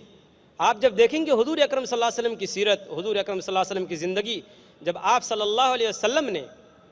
سربراہان مملکت کو، بادشاہوں کو جب دعوت دی دین کی، اسلام کی، اور جب آپ کے خطوط گئے ہیں، آپ کے لیٹرز گئے ہیں ان بادشاہوں کے نام، تو قرآن پاک کی آیت کا یہ ٹکڑا اکثر و بیشتر خطوط میں ہمیں ملتا ہے کہ سلام والسلام علی من اتبع الہدی، کہ سلامتی ہو اس پر جو ہدایت کی پیروی کرے۔ جب قرآن پاک کی ایک آیت کو کوئی چھو سکتا ہے تو پورا قرآن چھونے میں کیا حرج ہے؟ اس لیے یہ غلط فہمی بھی ہے اور یہ رکاوٹ بھی ہے، یہ چیز کہ ہم مسلمانوں میں یہ بات پھیلی ہوئی ہے کہ غیر مسلموں میں قرآن پاک بانٹنا، تقسیم کرنا درست نہیں ہے۔ ہاں، آپ اس بات کا خیال رکھیں کہ جس کو آپ قرآن پاک دے رہے ہیں، جس غیر مسلم بھائی کو، اس کو پہلے آداب بتا دیں، اس کو آپ بتا دیں کہ یہ اللہ کی کتاب ہے، یہ ہولی بک ہے، یہ انتہائی مقدس ترین کتاب ہے، اس کو آپ نہا دھو کر پڑھیے، اچھے سے پڑھیے، اس کی بے ادبی نہ کیجیے۔ اور آپ اگر جانتے ہیں کہ جس کو آپ قرآن پاک دے رہے ہیں وہ اگر قرآن پاک کی بے ادبی کرے گا، وہ اس کا مذاق اڑائے گا، وہ اس کے ساتھ کھلواڑ کرے گا، وہ اس کو ادھر ادھر رکھ دے گا، وہ اس کی بے عزتی اور بے حرمتی کرے گا، بے شک اس کے شر سے ہمیں بچنا ہے۔ لیکن اگر آپ جانتے ہیں کہ ایسا آدمی ہے، ایسا غیر مسلم بھائی ہے کہ وہ قرآن پاک کو اگر ہم اس کو سمجھاتے ہیں، نرم دل ہے، سادہ دل ہے، اچھا ہے، بھلا آدمی ہے، اگر ہم اس کو قرآن پاک کے آداب بتا کر دیں گے تو قرآن پاک پڑھے گا، اس کے قریب آئے گا۔ تو میں جہاں تک جانتا ہوں، میری معلومات کی حد تک، اور جو بالکل صحیح بھی ہے، کہ قرآن پاک غیر مسلموں کو دیا جا سکتا ہے، دیجئے اور قرآن پاک کی تبلیغ کو عام کیجئے اور اس ثواب میں آپ بھی شریک ہوئیے۔ جزاکم اللہ احسن الجزا۔ الحمدللہ یہ نشست بڑی پیاری نشست رہی، اور ہمارے فاضل مقرر جناب مولانا فیض الرحمان ندوی صاحب نے بہت اچھی گفتگو فرمائی قرآن مجید کے حقوق سے متعلق، اور سوالات اور جوابات کے ذریعے ان تمام چیزوں کو انہوں نے واضح کرنے کی کوشش کی جو آپ کے ذہنوں میں سوالات پیدا ہوئے تھے۔ ہم ان کے شکر گزار ہیں کہ انہوں نے اپنا یہ قیمتی مواد ہم تک منتقل کیا، اور ہم آپ سے امید رکھتے ہیں، اپنی ماؤں بہنوں سے اور اپنے حضرات سے، کہ آپ قرآن مجید کے تعلق سے جا کر ضرور سوچیں گے اور غور کریں گے۔ ہم اسی کے ساتھ مہمان گرامی کے مشکور ہیں، انہیں الوداع کہتے ہیں،